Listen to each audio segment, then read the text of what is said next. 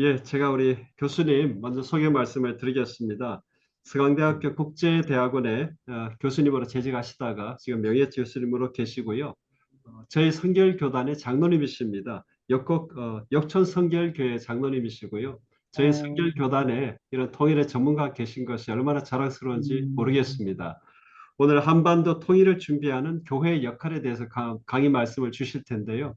사전에 저희가 준비하면서 오랜 동안 방대한 연구 분량을 짧은 시간에 소화하시기가 참 힘든 시기이기 때문에 오늘은 질의응답 시간하고 조별 모임 시간을 좀 탄력적으로 조정해서 교수님께서 충분히 저희들에게 또 그래도 짧은 시간이지만 아주 핵심적인 것을 저희들에게 전달해 주시도록 저희가 그렇게 시간 조정을 좀 해보려고 합니다.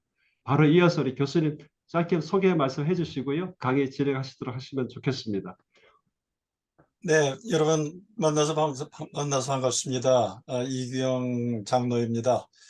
어, 지금 화면에 지금 띄고 있는데 오늘 여러분들하고 같이 말씀을 나누는 제목은 한반도 통일을 준비하는 교회의 역할 어떻게 해야 될 것인가라고 하는 건데 어, 한반도 통일이 참 어려운 문제입니다. 그래서 하나의 사례로 독일 통일 사례를 중심으로 한번 말씀을 드리고 이런 것들을 중심으로 해서 결론 부분에서 무엇을 어떻게 해야 될 것인가라는 것을 이제 말씀을 드리도록 하겠습니다.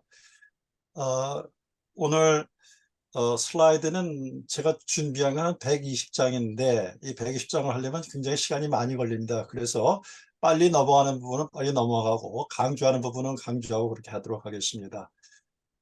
그리고 어, 오늘 이 강의에 들어오신 분 중에서 뭐 몇 분은 지난 봄에도 제가 강의하는 것을 들으신 분이 있기 때문에 어, 그런 부분을 좀 더 감안을 하고 오늘 제가 특별히 이 한나도 통일 준비하는 교회의 역할 중에서 오늘 강의안 중에서 금년도에 나온 독일 통일에 관한 자료 이런 걸 중심으로 해서 여러 가지 최신 자료를 조금 많이 삽입을 했습니다. 통계 부분이 되겠는데요.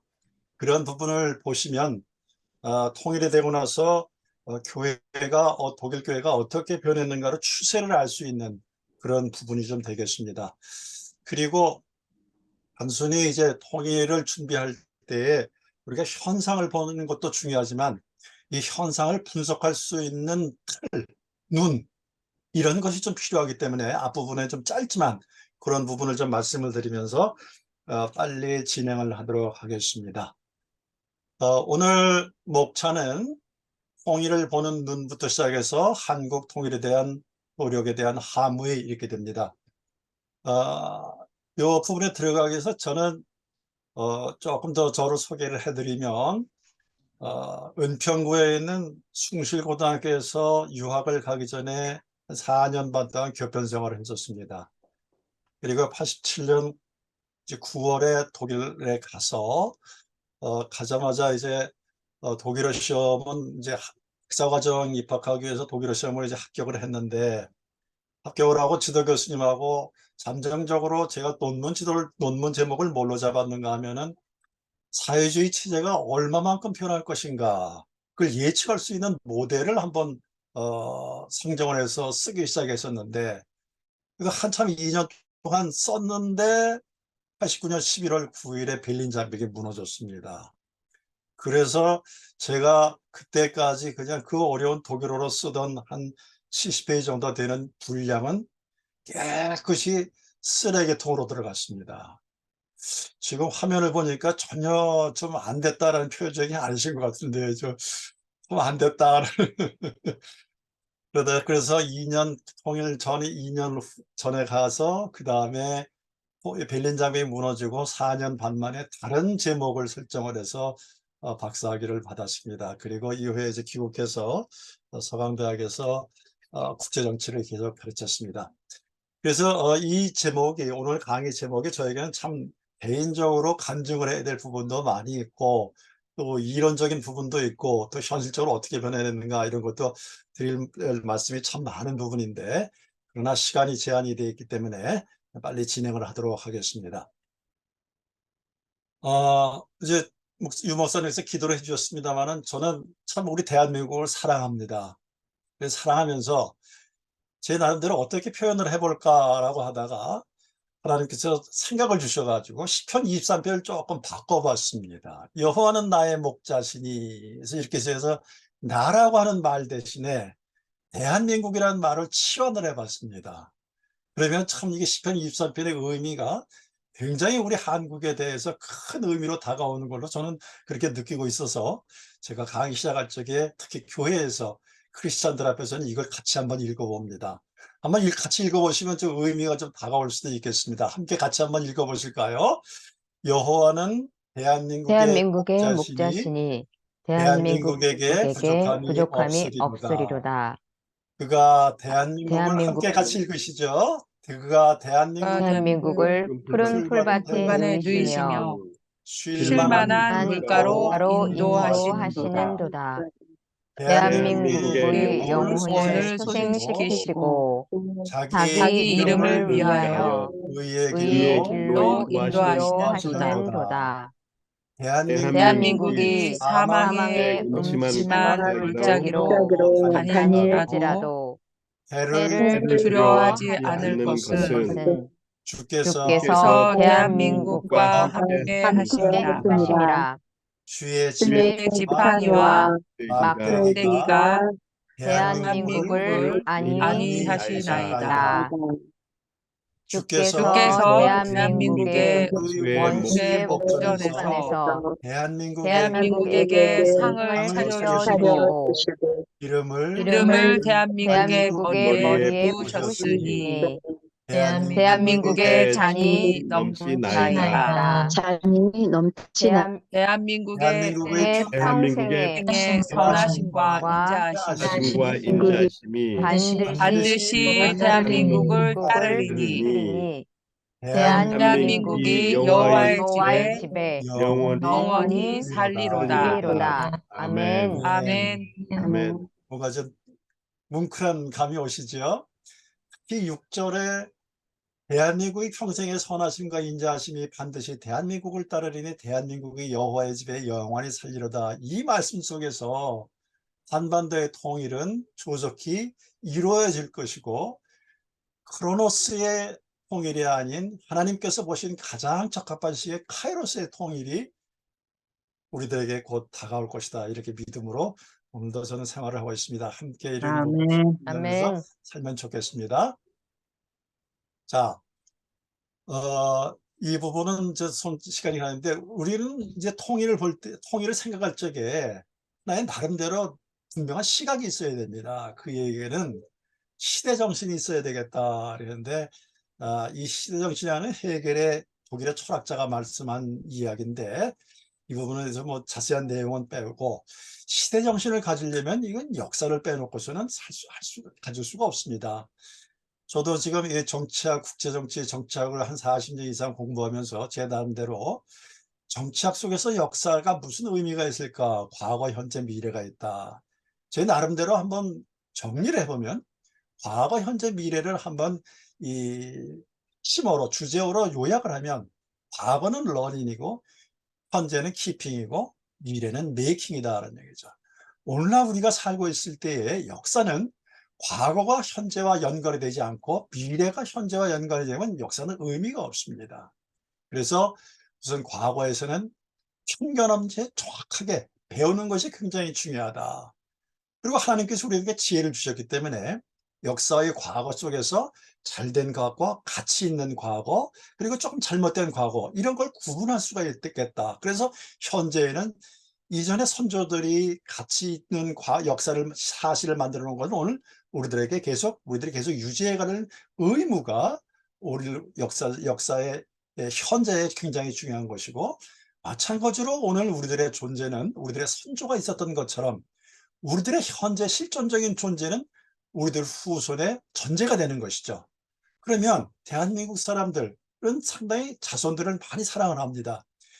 후손들에게 가치 있는 더 나은 환경을 물려줘야 될 의무가 있는 것이죠. 그래서 과거, 미래는 저는 역사 창조, 역사 만들기라는 걸로 요약을 해봅니다.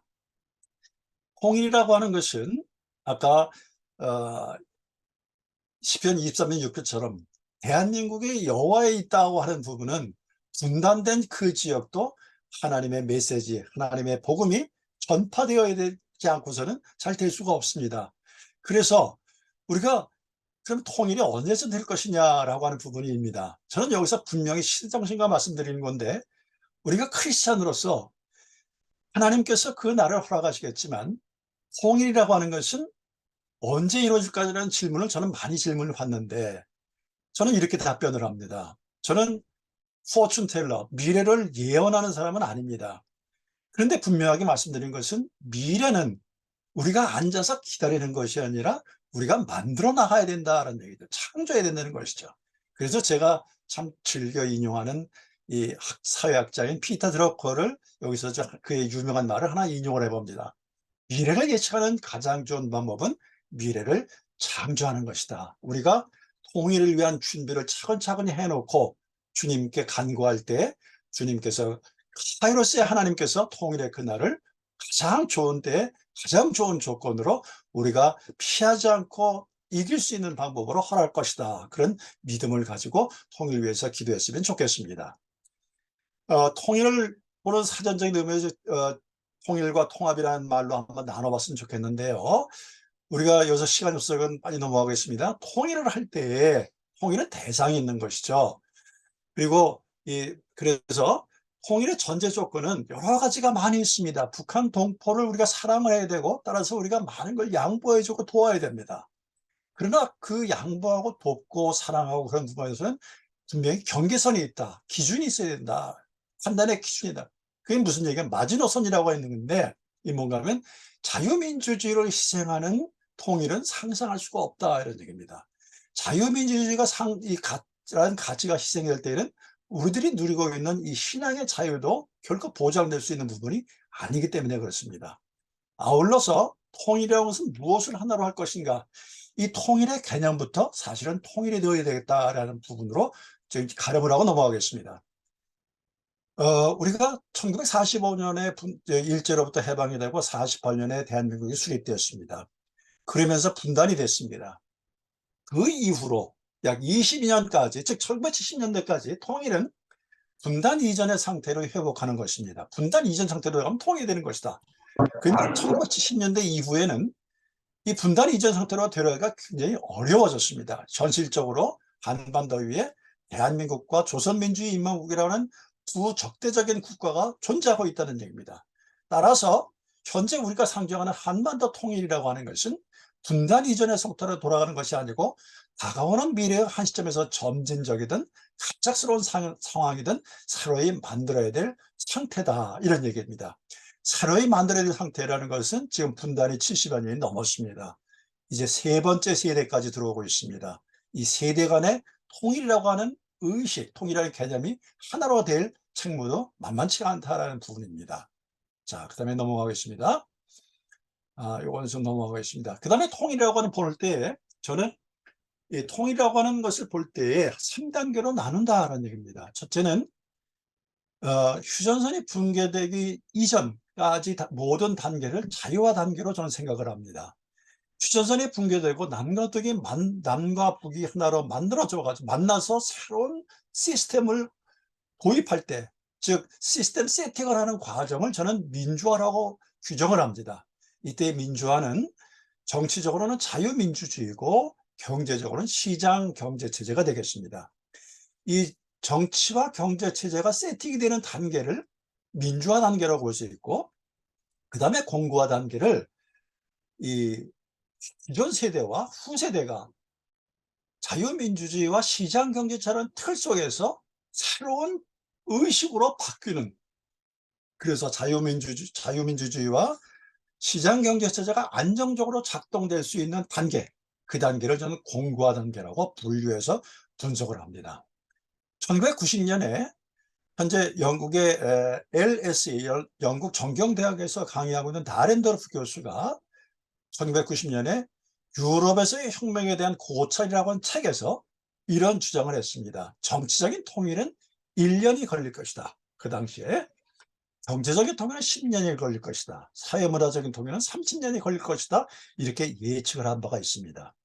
금년이 독일 통일의 33년이 되었습니다. 33년이 된 것을 역추적으로 해서 독일 케이스를 한번 분석을 해보니까 정치적인 통일은 1년 이내에 끝났습니다. 즉 329일 만에 정치적인 통일이 끝났습니다. 반면에 경제적인 통일이라고 하는 것은 사회주의 경제체제에서 시장경제체제로 이해하는 것이 한 10년 정도면 되지 않겠는가라고 예측을 했습니다. 이 범주에는 구동독지역과 구소독지역의 주민들 간의 이 소득의 형평성, 소득의 균형이 이루어지는 것까지 포함이 되어 있습니다. 그러면 10년 정도 걸릴 것이다 라고 했는데, 이따가 제가 그래프나 통계를 통해서 말씀드리겠습니다만은, 지금 경제적인 통일은 완벽한 의미로 구동독지역과 구소득지역 간의 소득의 균형, 형이 아직까지 이루어지지 않고 있습니다.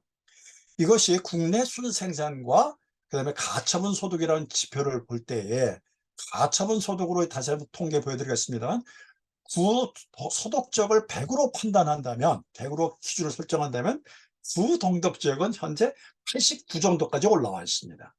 33년이 지난 시점에서도 이 경제적인 통일은 완성되지 못하고 있다는 얘기입니다. 자, 그렇다면 이게 무슨 의미인가?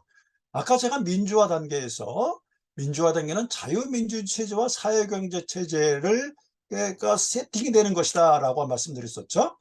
그렇다면 정치적인 통일은 됐는데 경제적인 통일은 아직도 독일 케이스에서 완성되지 않았다, 이렇게 볼 수 있습니다. 그렇다면 공고화라고 단계는 민주화 단계가 전제 조건이 됩니다. 즉 사회문화적인 통일입니다. 즉 민주주의와 자유민주주의와 다중주의 경제의식 속에서 체제가 안정화 단계에 들어가야 되는데 그렇게 되지 못하고 있다는 얘기입니다. 자, 이런 부분에서 우리가 독일 통일을 봐야 될 것이고, 독일 통일이 하나의 기준이 된다면 우리가 예측하고 기도하고 준비하고 있는 한반도의 통일을 어떻게 준비해야 될 거라는 것이 대충 가늠을 잡을 수 있는, 방향을 잡을 수 있는 눈이 생길 수 있다고 볼 수 있겠습니다.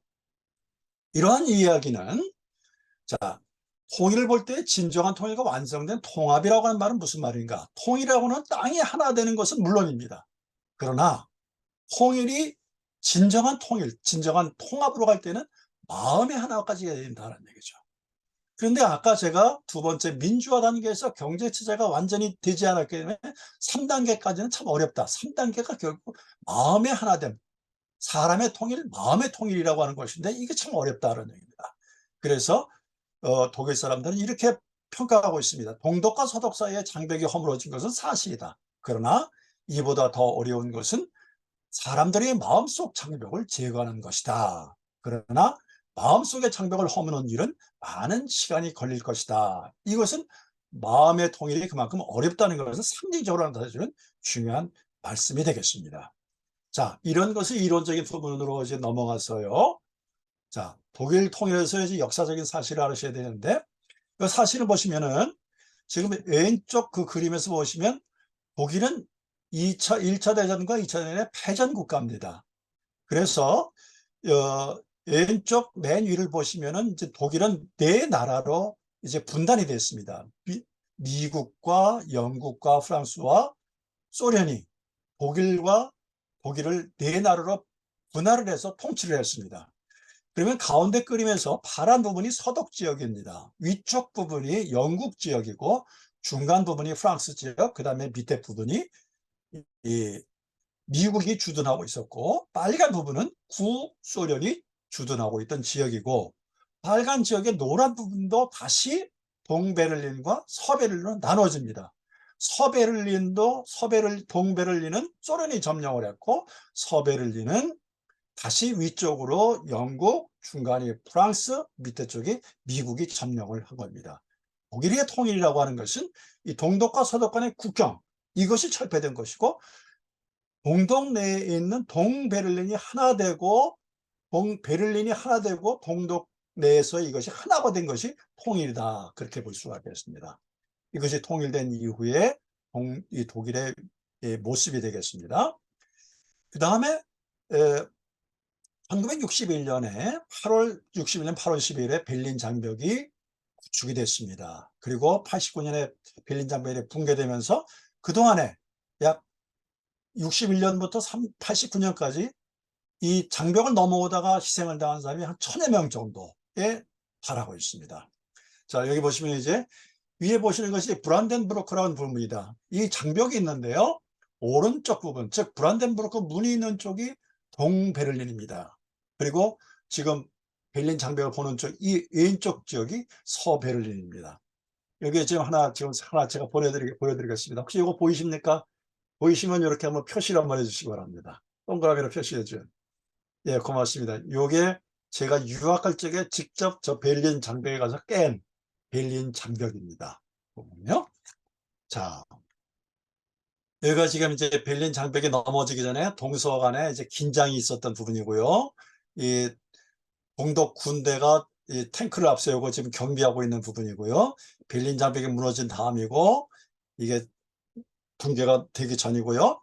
1985년에 레이건 대통령이 이 베를린 장벽 바로 앞에서 고르바초프에게 요구를 합니다. 미스터 고르바초프, 브란덴부르크 연을 여십시오 라고 유명한 연설을 합니다. 그리고 오른쪽 부분에 콜 수상이 있습니다. 이게 지금 이제 89년 11월 10일에 동서 베를린의 사람들이 장벽 위에 올라선 부분이고, 이게 지금 그 환호하는 부분들이 되겠습니다. 여기 보시면은 지금 왼쪽에 그림이 있고 베를린 장벽에 있는데 포츠다임 플라츠라는 곳이 있는데, 제가 서 있는 자리가 동베를린 자리고 저 반대쪽이 서베를린 지역이 되겠습니다. 자, 그리고 이 부분이 베를린 장벽에 있던 표지석이 되겠습니다. 자, 아까 1000여 명 정도 희생을 당했다는 배경을 이해하시려면 지금 왼쪽 그림을 보시면, 왼쪽 그림의 밑에 포도로 지금 돌을 박아놨죠. 돌을 박아놓은 거면 지금 저쪽에 건물이 있죠. 제가 사진을 찍어보면 이쪽에도 건물이 있는 겁니다. 이 중간에 베를린 장벽이 있어가지고 건물과 건물을 통해서 사람들이 탈출하는 겁니다. 그러다가 희생을 당한 겁니다. 제가 여기서 지금 베를린 장벽이 있던 자리에서 인증사진 한번 찍었고요. 자, 이게 지금 브란덴부르크 문에서 지금 알바를 하는 사람들의 모습들입니다. 자, 이게 이제 프로이센 군대, 그래서 이거 알바하는 모습들입니다. 여기 유명한 베를리너 돔이 되겠습니다. 이 유명한 사람인데, 왼쪽에 있는 사람이 칼 마르크스, 그리고 프리드리히 엥겔스. 이 마르크스는 유태인입니다. 마르크스가 자본론을 쓰는 바람에 공산주의 사상이 본격적으로 태동을 하게 됐고, 그렇게 됐던 겁니다. 자, 이게 지금 동독의 통일로서 상당히 상징적인 겁니다. 이게 동독 국민차입니다. 이게 배기량이 750cc짜리입니다. 여기가 이제 포츠담 플러츠, 이제 포츠담인데요. 쌍스시 궁전인데, 여기에서 대한민국의 분단이 결정된 역사적인 자리고요. 여기 젤렌도르프 다리를 보는데, 이 지역이 지금 제가 하나 서 있는데, 제가 바라보고 있는 쪽이 서베를린이고 뒤쪽이 동베를린입니다. 여기에서 포로 교환도 있었던 자리입니다. 여기 드레스덴이라는 부분이고요. 여기가 이제 이 독일 통일에 관련해서 교회가 독일의 통일을 추동했던 라이프치히의 니콜라이 교회입니다. 제가 찍은 사진들입니다. 그래서 예배 보면서 찍은 사진이 되겠습니다. 자, 통일이라고 하는 것이 언제 올까? 아까 제가 크로노스의 시간이 아니라 카이로스다라고 하는 부분입니다. 카이로스라고 하는 부분이 바로 이 슬라이드를 보면서 이해할 수가 있겠습니다. 1989년 10월 25일에 빌리 브란트라고 하는 독일 수상이 서울을 방문을 했습니다. 서울을 방문하니까 독일 통일은 이 빌리 브란트의 수상을 배제하고서는 독일 통일이 있을 수가 없습니다. 그래서 기자들이 질문을 합니다. 그래서 수상각하, 한반도의 통일 가능성이 높습니까? 독일의 통일 가능성이 높습니까? 하고 질문을 했더니 브란트 수상은 지체 없이 한반도의 통일 가능성이 높습니다라고 답변했습니다. 왜 그렇게 답변했을까라는 얘기입니다.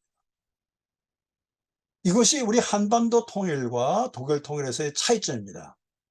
독일 통일의 최종 승인권자는 4분할 점령국이었습니다. 미국, 영국, 소련, 프랑스였습니다. 이 네 나라가 통일을 해야만 독일 통일이 가능했던 겁니다. 그런데 독일이 자체적으로 이 네 나라의 통일을 받기란 굉장히 물리적으로 어렵다라고 브라트는 판단해서 한반도 그렇게 상황이 그렇지 아니한 한반도의 통일 가능성이 높다라고 답변했습니다. 그런데 한국을 방문하고 돌아간 지 2주 후에 베를린 장벽은 무너졌습니다. 이 부분은 브란트는 국제정치에 굉장히 영민한 사람입니다. 아주 케바케한 사람입니다. 이 사람의 예측까지도 뛰어넘는 통일이었다라는 얘기입니다. 자, 그래서 독일은 이제 독일 통일 속에 분장이 되고 나서 동방정책이라고 하는 것이 있습니다. 이 키신저 수상이 처음에는 이제 분단 직후에는 서방정책이라고 했는데 그 다음에 이제 서방정책의 브란트가 동방정책이라고 또 썼습니다. 동방정책이라고 하는 것은 그 밑에 보시는 것처럼 통일이 불가능하다는 상황 판단하에서 분단을 평화적으로 관리해야 된다. 이렇게 입장에서 이 동방정책이 실시되었던 것입니다. 자, 그런데 여기서 오늘 강의 속에서 제가 꼭 강조하고 우리 크리스찬이 꼭 알아야만 하는 부분이 있다라는 부분이다. 이제 말씀드리겠습니다. 동방정책이라는 것은 독일의 통일을 가능하게 했던 외교 정책이었습니다. 그런데 이 동방정책이라고 하는 구체적으로 입안한 사람은 빌리 브란트의 참모였던 에곤 바르라고 하는 참모였습니다. 근데 이 에곤 바르가 동방정책이라고 하는 것을 입안을 할 때에 이 아이디어를 어디에서 얻었는가 하는 부분입니다. 오늘 첫 번째 제가 강의 속에서 꼭 강조하고 우리 대한민국의 통일을 위해서 우리 크리스찬들, 대한민국의 교회가 해야 될 일이 바로 이것이라는 걸 강조하면서 지금 말씀드리고자 합니다. 자, 그다음에 이제 넘어가겠습니다. 자, 여기 보시면 동방정책이 20년 만에 통일로 이루어졌다라고 하는 부분입니다. 그러니까 1969년에 동방정책이 실시돼서 1989년에 독일 통일이 베를린 장벽이 무너졌다고 합니다. 자, 그러면 동방정책이라고 하는 것은 아이디어를 누가 제공을 했는가 이런 부분입니다. 여기에 제가 위에 보시면 빨간 글자로 오스트덴크 슈리프트라고 하는 이 독일 말을 써놨습니다. 보시면 오스트라는 말이 이스트라는 말이 동쪽이라는 말입니다. 덴크라는 말이 think, 생각이라고 하는 말입니다. 슈리프트라는 말이 문서라는 말입니다. 그래서 동쪽을 생각하면서 쓴 문서 이런 얘기입니다. 그래서 저는 이것을 오스트덴크 슈리프트라는 말을 독일 말을 저는 동방백서라는 말로 저는 번역을 합니다. 혹시 제 말이 좀 빠릅니까? 아니면 잘 따라오실 수 있겠습니까? 이 표시 한번 해주시면 괜찮다. 속도가 괜찮다면 맞습니다. 예, 고맙습니다. 예, 자, 그러면 동방백서의 기본 아이디어는 뭔가 하는 얘기입니다. 아까 제가 제일 처음에 통일이라고 하는 것은 시대정신이 있어야 된다. 역사를 모르면 안 된다. 시대정신은 역사를 갖춰야 된다는 얘기 했었죠. 그리고 역사 속에서는 과거, 현재, 미래인데 과거에서는 히스토리 러닝이라는 말씀 드렸었죠. 근데 히스토리 러닝이라는 것을 가장 중요한 것은 뭐냐 하면은 편견 없이 과거를 배우는 겁니다. 우리가 쉽게 예를 들어서 지금 한일 간의 관계가 좀 매끄럽지 못한 부분은 그들의 만행이 왜곡되어 있기 때문에 그렇죠. 후손들에게 왜곡되게 가르치고 있는 것이죠. 그렇게 우리가 비판하고 있지 않습니까? 바로 그 부분입니다. 독일 사람들은 과거의 이 나치 시대의 만행을 철저하게 반성하고 있다는 얘기입니다. 철저하게 반성을 하고 오늘까지도 나치 희생자에 대한 보상을 지금까지도 계속해서 시행을 하고 있다는 부분입니다. 그래서 과거를 되돌아보면서 이 동방백서의 아이디어가 나온 겁니다. 그래서 이쪽 밑에 보시면은 이 나치에서 이제 만행에서 이제 이 희생자들이 다가오는 이제 기차를 타고 움직이고 귀환하는 그런 모습인데요. 1965년에 이 동방백서가 만들어졌는데 가장 중요한 여기서 키 스테이트먼트가 뭔가 하면 교회가 정치를 하면 안 되고 그 대신 정치를 가능하게 해라라는 얘기입니다. 교회가 정치를 하려면 안 되고, 즉 교회는 정치의 주체가 되지 말고 정치가 제대로 돌아갈 수 있도록 만드는 역할에 치중을 해야 된다. 이게 굉장히 중요한 말씀이 됩니다. 그렇게 해서 과거, 즉 나치 정권, 즉 1934년부터 45년까지 체코슬로바키아를 침공하고 폴란드를 침공해서 유태인들을 많이 하고 현지인들을 희생시켰던 그런 부분에 대해서 철저한 반성을 해서 나온 것이 이 동방백서이다. 그래서 이들 국가들과 화해를 해야 된다라고 하는 크리스천의 정신에서 나온 겁니다. 여기 이런 부분입니다. 자, 그래서 두 번째로 이 동방백서에서 정치 영역에 더 많은 진리를 담아야 된다는 얘기예요. 정치 영역에. 그래서 mehr Wahrheit in der Politik, 정치 영역에 더 많은 진리. 이 진리를 외면하면 안 된다라는 얘기죠. 이런 부분이 되겠고요. 자, 그래서 물론 이런 부분들이 굉장히 당시에는 1969년에 이 정책을 도입하면서 상당히 논란이 많이 있었습니다만 결과적으로 독일 통일을 앞당기는 중요한 정책이 되었고 그 정책의 아이디어를 독일 개신교가 만들어냈다는 거예요.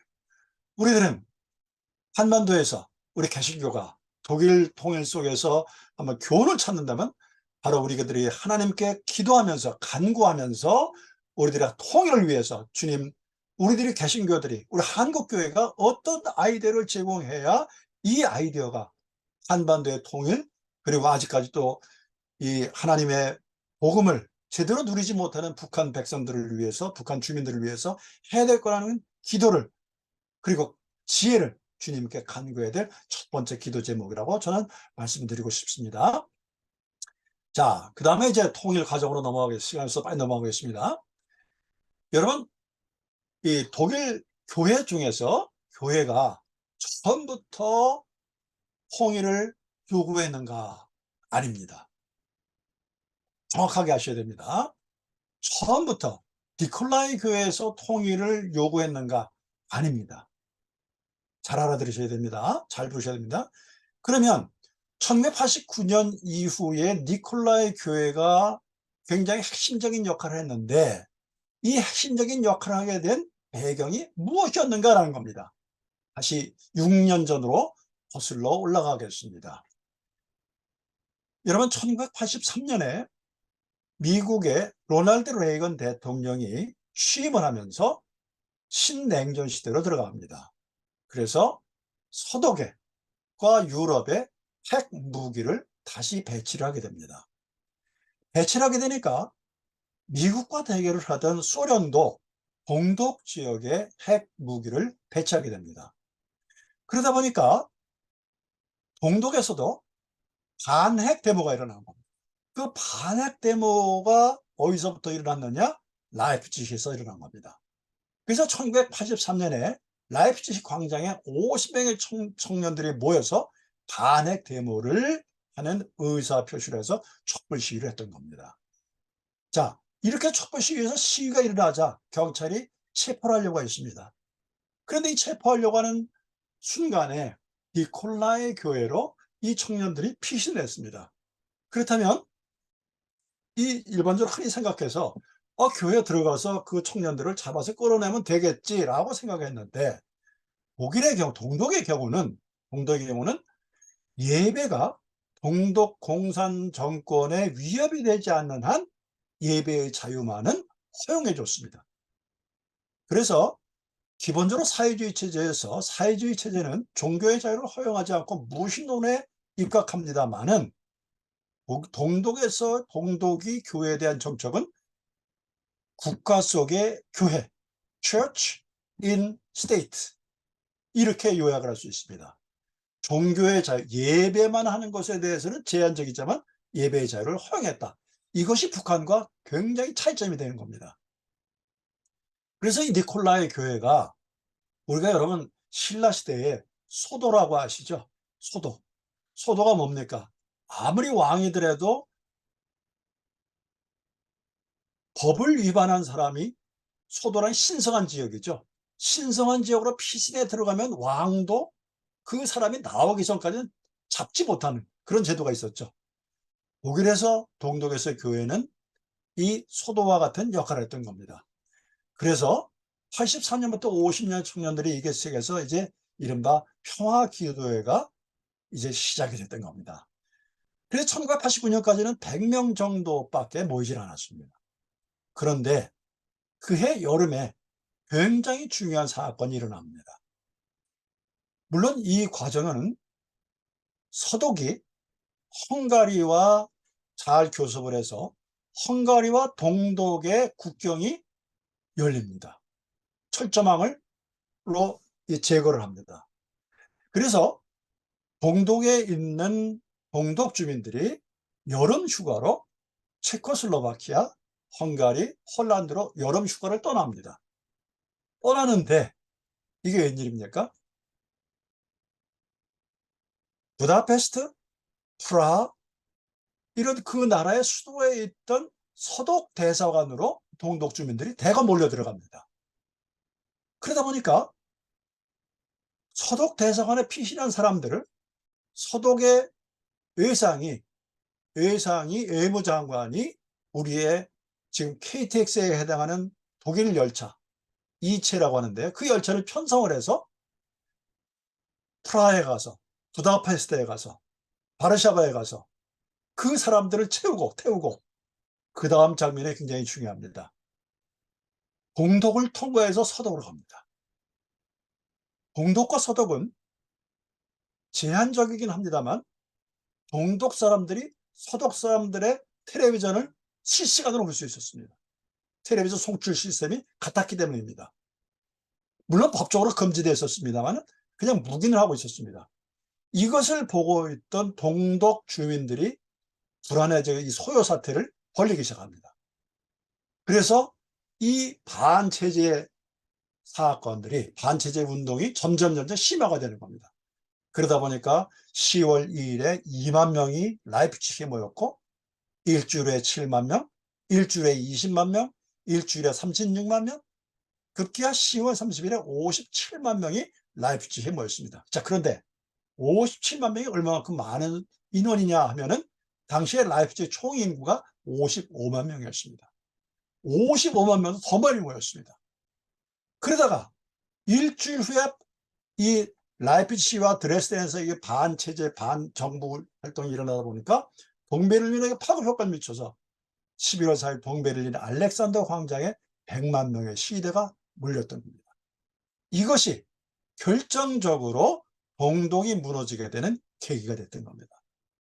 자, 여기 사진 한번 보여드리겠습니다. 이게 지금 1980년 10월 23일입니다. 이때에 약 30만 명 이상이 이 니콜라이 교회 앞에 이 라이프치히에 모여서 이 데모를 하고 있던 그런 사진입니다. 자, 여기서 지금 그다음에 세 번째로 여러분 2018년과 19년에 김정은과 트럼프 대통령이 싱가포르와 하노이에서 두 차례 만났었죠. 기억하시죠? 그때 저는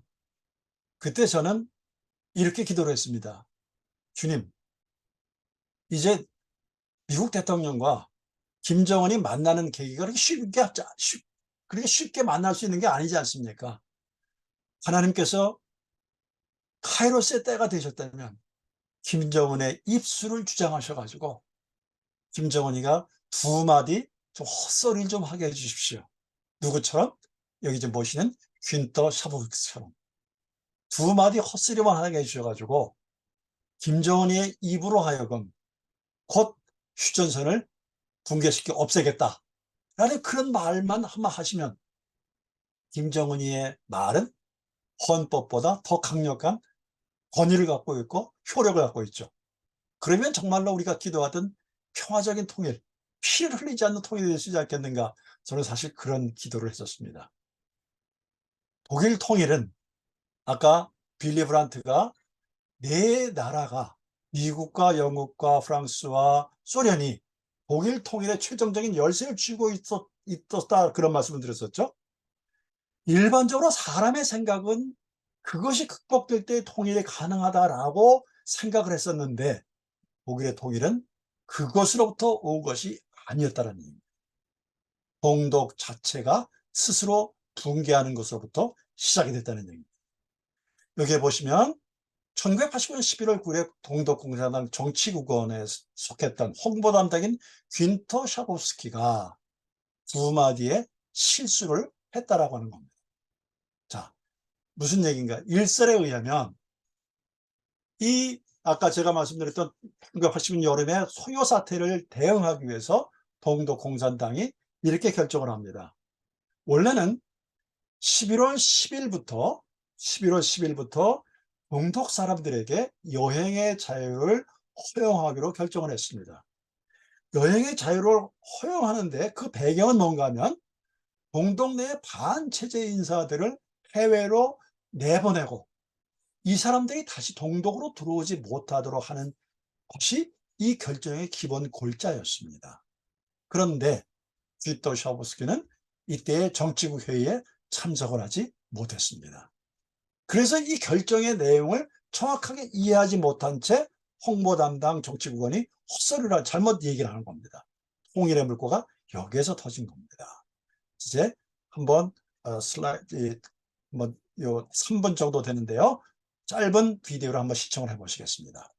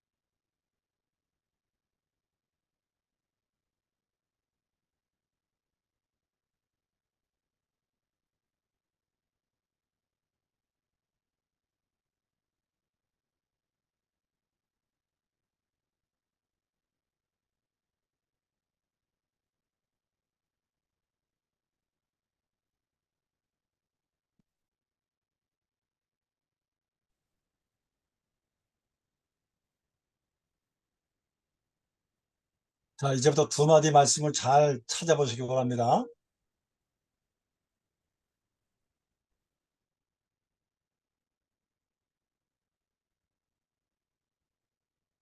Deshalb haben wir uns dazu entschlossen, heute eine Regelung zu treffen, die es jedem Bürger der DDR möglich macht, über Grenzübergangspunkte der DDR auszureisen.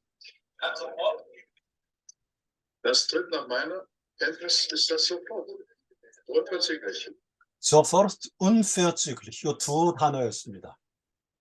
이 두 단어 때문에 통일의 물꼬가 갑작스럽게 터진 겁니다.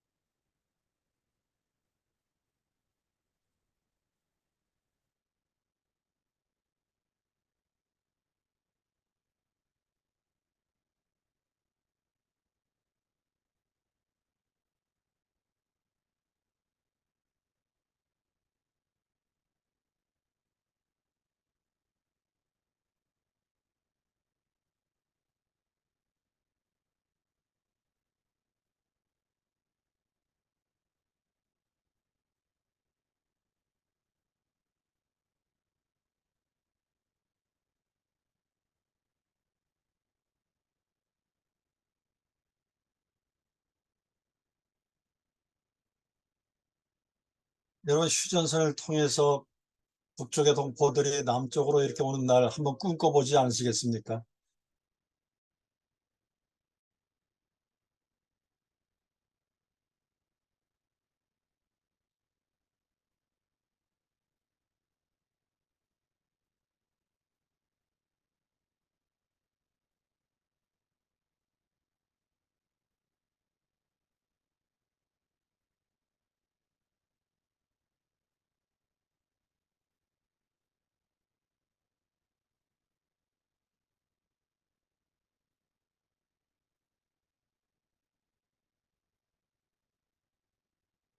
자, 이게 독일 통일의 역사적인 장면이었습니다. 자, 얘기가 좀 딱딱한 얘기만 돼서 하나 이제 좀 재밌는 이야기로 좀 하나 소개를 하고 넘어가겠습니다. 베를린 장벽이 무너지고 나서 이제 헬무트 콜 수상이 텔레비전에서 이렇게 이렇게 방송을 합니다. 동독 시민들은 여권을 가지고 아무 은행에나 가십시오. 그러면 여러분을 환영하는 의미로 뜻으로 100마르크씩 드리겠습니다. 여러분 지금 화면에 왼쪽에 있는 것이 은행에서 보낸 인출 증명서가 됩니다. 방송을 들은 동독 주민들이 은행 앞에 서 있는 겁니다. 100마르크씩을 받으려고. 위에 도이체방크 벨린이라고 있죠. 벨린, 독일 은행 벨린 지점 이거 있죠. 자, 이런 사람들이 이제 100마르크를 받았습니다. 그러면 여기서 한번 질문을 하겠습니다. 넌센스 퀴즈입니다. 100마르크를 가지고 이 사람들을 받아가지고 무엇을 했을까요? 누가 어느 분 한 분만 한번 대답 한번 해보시겠습니까? 마이크 여시고 부르시고. 시간이 가기 전에 한 분만 말씀해 보시죠. 한번. 없으십니까? 시간이 많이 갔으니까 제가 얘기하겠습니다. 바나나를 샀습니다. 그럼 왜 바나나냐? 왜 바나나냐? 왜 바나나냐는 거죠. 자, 그러면 100마르크가 어느 정도 화폐 가치가 있느냐라는 것을 말씀을 드리겠습니다. 제가 교편 생활 하다가 이제 아이 둘 데리고 아내하고 가서 4인 가족입니다. 4인 가족이 독일의 슈퍼마켓 중에서 알디라고 하는 슈퍼마켓이 있습니다. 그 알디에 가서 식료품만 일주일분으로 사면은 50마르크였습니다. 식료품 때만. 그리고 독일 동베를린에서 최고급 호텔에서 분단 상태에서 점심 한 끼가 5마르크였습니다.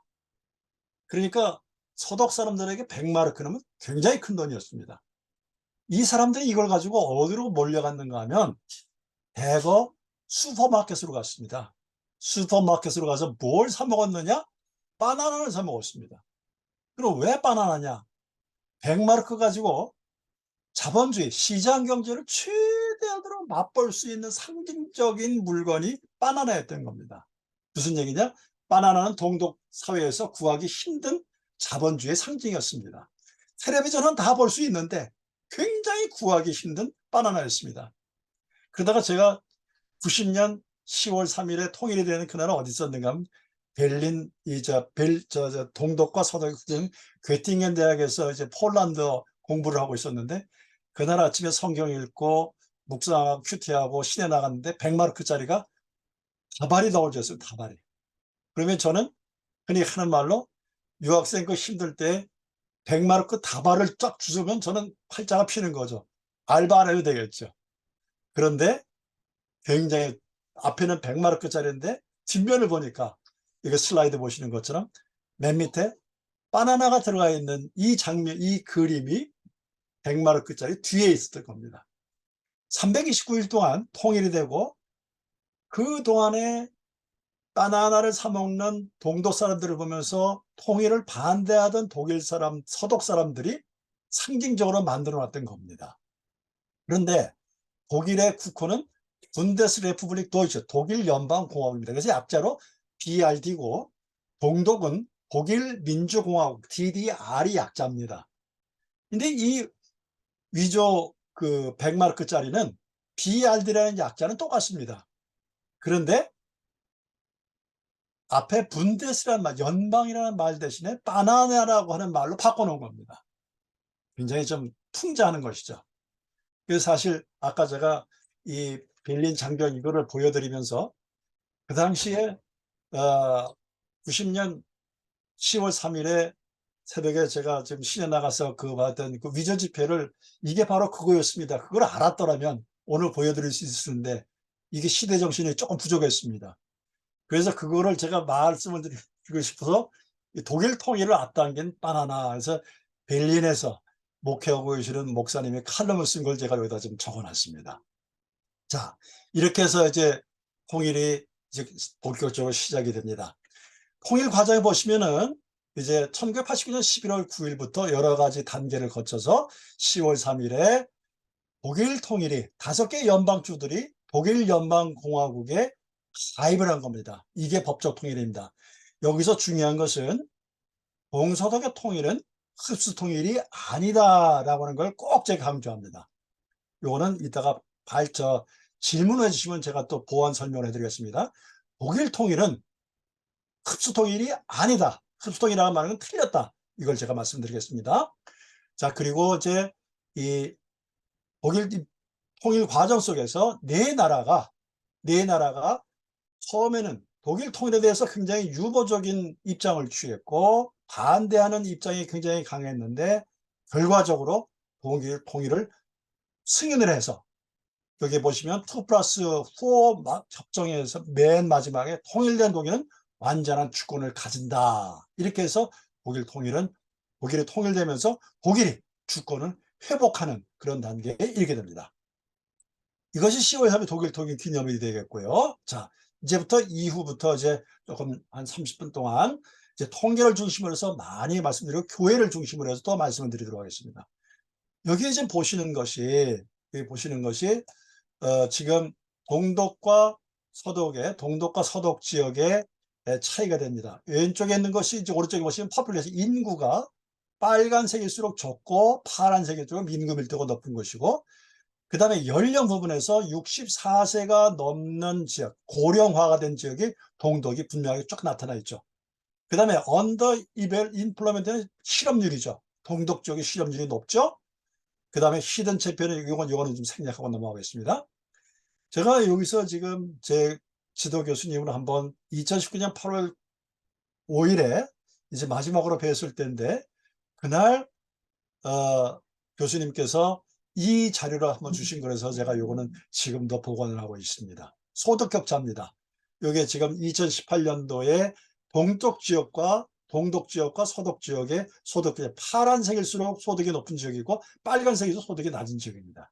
이게 경제적인 통일한테는 상징적인 모습이 되겠습니다. 자, 여기 보시면 이제 통일 지표를 잘 보시기 바랍니다.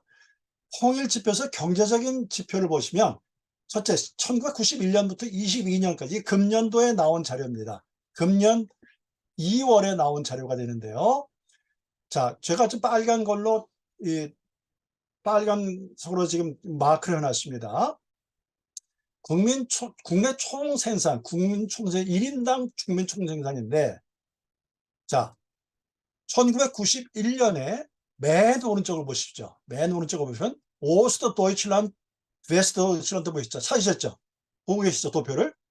맨 오른쪽에 보시면, 그 비교 기준 평가가 퍼센테이지입니다. 1991년에 동독과 서독의 국내 총생산 1인당 총생산이 100대 43이었습니다. 이해하시겠죠? 찾으셨죠? 그런데 22년 작년에 어디까지 쫓아왔는가 하면 국내 총생산의 경우에 100대 79까지 올라왔습니다. 그러니까 32년 동안 43에서 100대 43에서 100대 79로 국민 총생산에 이런 변화가 왔습니다. 그러니까 경제적인 통일이 100대 100으로 돼야 되는데 아직 100이 안 됐다는 얘기죠. 이해하시겠죠? 네. 자, 그래서 이 부분이 좀 넘어가고요. 근데 사실상 이러한 43에서 79까지 변화는 결코 저평가될 수 있는 사안이 아니라고 하는 거죠. 왜냐? 평가의 기준이 서독을 100으로 해서 동독을 본 것입니다. 그런데 여기 지금 다음 슬라이드에 보시면 지금 이스트 저먼이라고 되어 있죠. 파란색으로 그래프가 되어 있습니다. 다른 동유럽 국가들과 비교를 하면 동독의 발전 속도가, 경제적인 발전 속도가 폴란드나 체코나 헝가리나 불가리아에 비해서 결코 뒤떨어지는 수치가 아니라고 하는 겁니다. 여기에서 우리가 좀 보는 것이 비교의 대상이 어디에 있느냐가 심리적인 심리적인 영향을 많이 미친다라는 것입니다.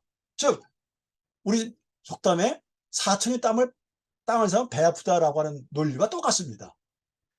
동독의 발전 속도가 굉장히 빠른데도 불구하고 다른 나라에 비해서 상당히 빨리 경제 성장하고 있는데 그 평가의 대상이 서독이니까 여기에서 불만을 갖게 되는 요인도 있다라는 부분이 되겠습니다. 자, 그 다음에 중요한 지표가 뭔가 하면 91년부터 21년까지 가처분 소득이라는 겁니다. 이건 뭔가 하면 실질적으로 1인당 개인이 소득을 받아서 실제로 자기가 쓸 수 있는 돈, 이것에 대한 화폐 가치를 얘기하는 겁니다. 보시면 1991년에 맨 오른쪽을 보시기 바랍니다. 오스트도이칠란드, 웨스트도이칠란드입니다. 거기에 60%죠. 가처분 소득일 경우에 100대 60인데 아까 제가 말씀드린 것처럼 2021년 보면은 100대 89까지 따라오고 있다는 얘기죠. 그러니까 100대 90까지 거의 쫓아왔다는 얘기죠. 그러니까 어떻게 보면 한 33년이 지나는 이 시점에 100대 90이라는 것은 상당히 많이 쫓아왔다고 우리가 평가를 해야 되는 것이죠. 그래서 조금 이따 말씀드리겠습니다만은 동서독의 지금 통일 과정은 언뜻 보면 통일은 그 자체는 완성이 됐는데 모든 과정이 완벽하게 이루어지지 못하고 있다. 즉 아직도 더 주목해야 될 영역들이 있다. 그러나 독일의 통일의 역사는 비교적 성공적인 역사다. 이 평가가 30년 지난 이 시점에서 지금 회자되고 있는 전반적인 평가라고 하고 이해하시겠죠? 자, 그 다음에 또 하나 경제적인 지표성에서 실업률이 굉장히 중요하죠. 실업률 보시면 이 그래프 보시면 제가 지금 2005년도에 보시면 2005년도에 동독의 실업률이 18.7%였습니다.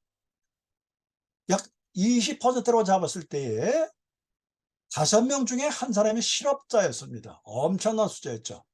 이 부분이 이후로 2016년부터 작년까지 18.7%에서 6.7%까지 상당히 실업률이 줄어들고 있다는 거예요. 굉장히 포지티브라고 긍정적으로 지금 발전하고 있어요. 반면에 또 서독의 실업률도 5.6%에서 지금 5.0%로 계속해서 줄어들고 있다는 점진적인 굉장히 긍정적인 지표가 나타나고 있다는 얘기입니다.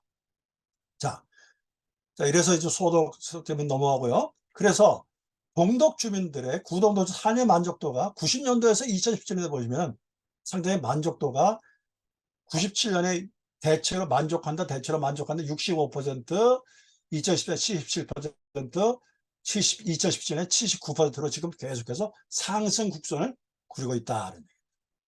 그 다음에 어느 부분에서 가장 만족하는가 보니까 거주 부분, 거주 여건이 굉장히 제일 만족하고, 반면에 아까 제가 사촌이 땅을 사면 배가 아프다라고 하는 부분에서 제일 만족하지 못하는 부분이 사회적인 정의다라는 얘기입니다. 사회적인 정의를 다른 말로 표현하면 균등한 조건이 형성되지 못한 것이 제일 불만족하다. 그 부분이 되겠습니다. 이 부분도 지금 아까 100대 89 정도 상당히 올라온 것인데 지금 마진 하나 10% 정도, 그 부분이 이 심적인 효과를 아직까지도 영향을 미치고 있다. 이렇게 보시면 되겠습니다. 그 다음에 35세를 기준으로 해서 보면은 개인적인 사회적인 상승 계획가 제일 만족스럽다. 이런 부분이 되겠습니다. 이런 부분이 되겠고요.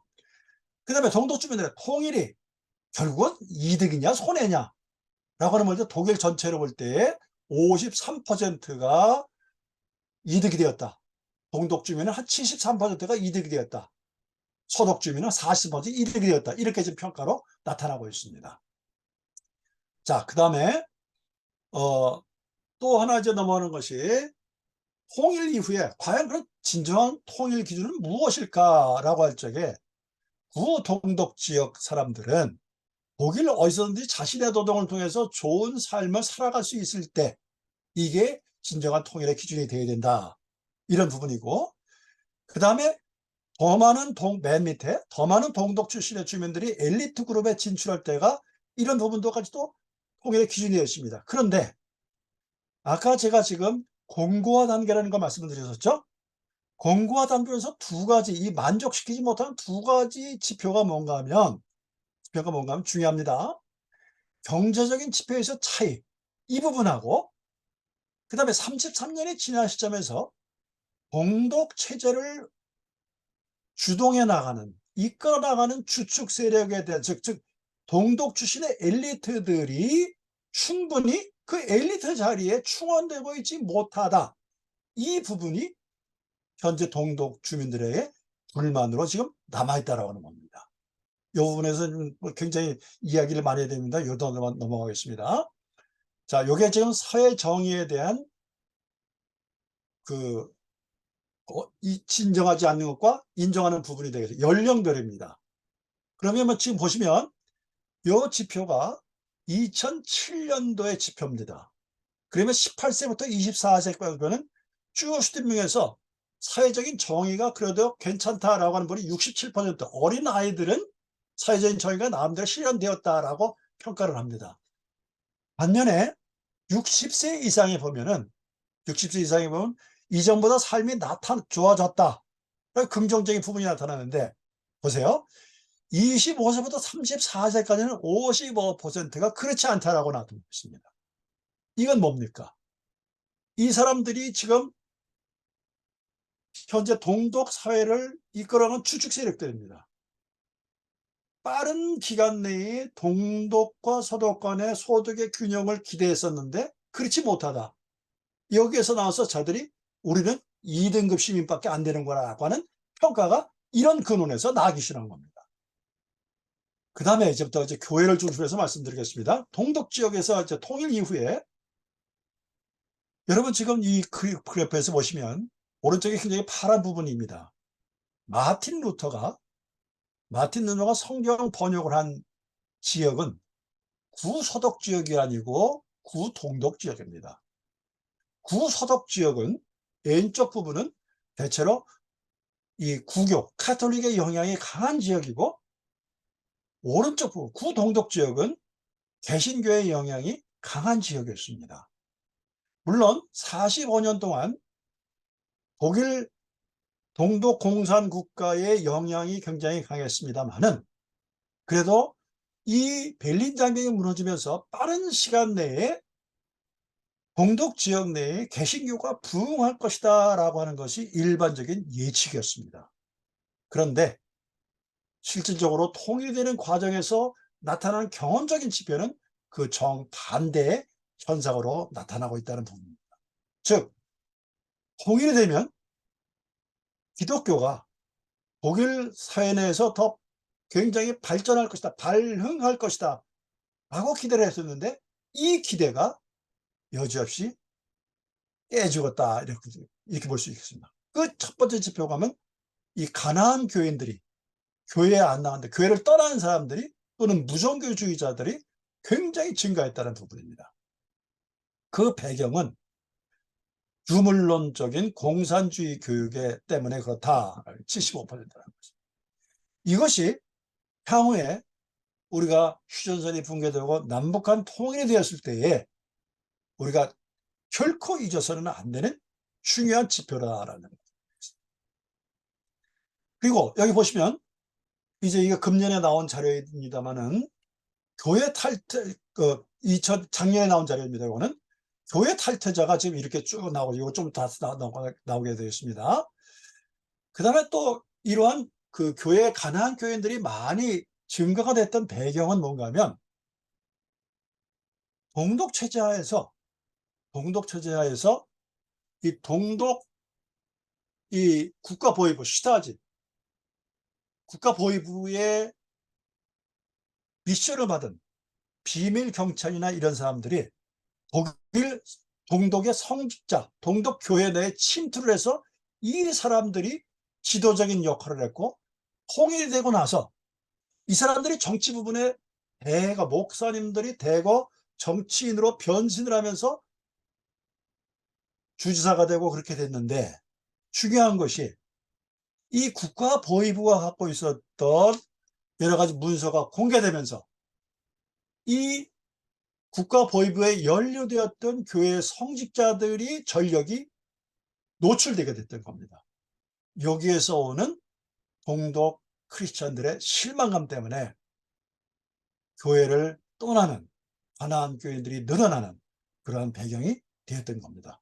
여기 보시면 이게 이런 세 사람들, 이런 사람들이 대표적입니다.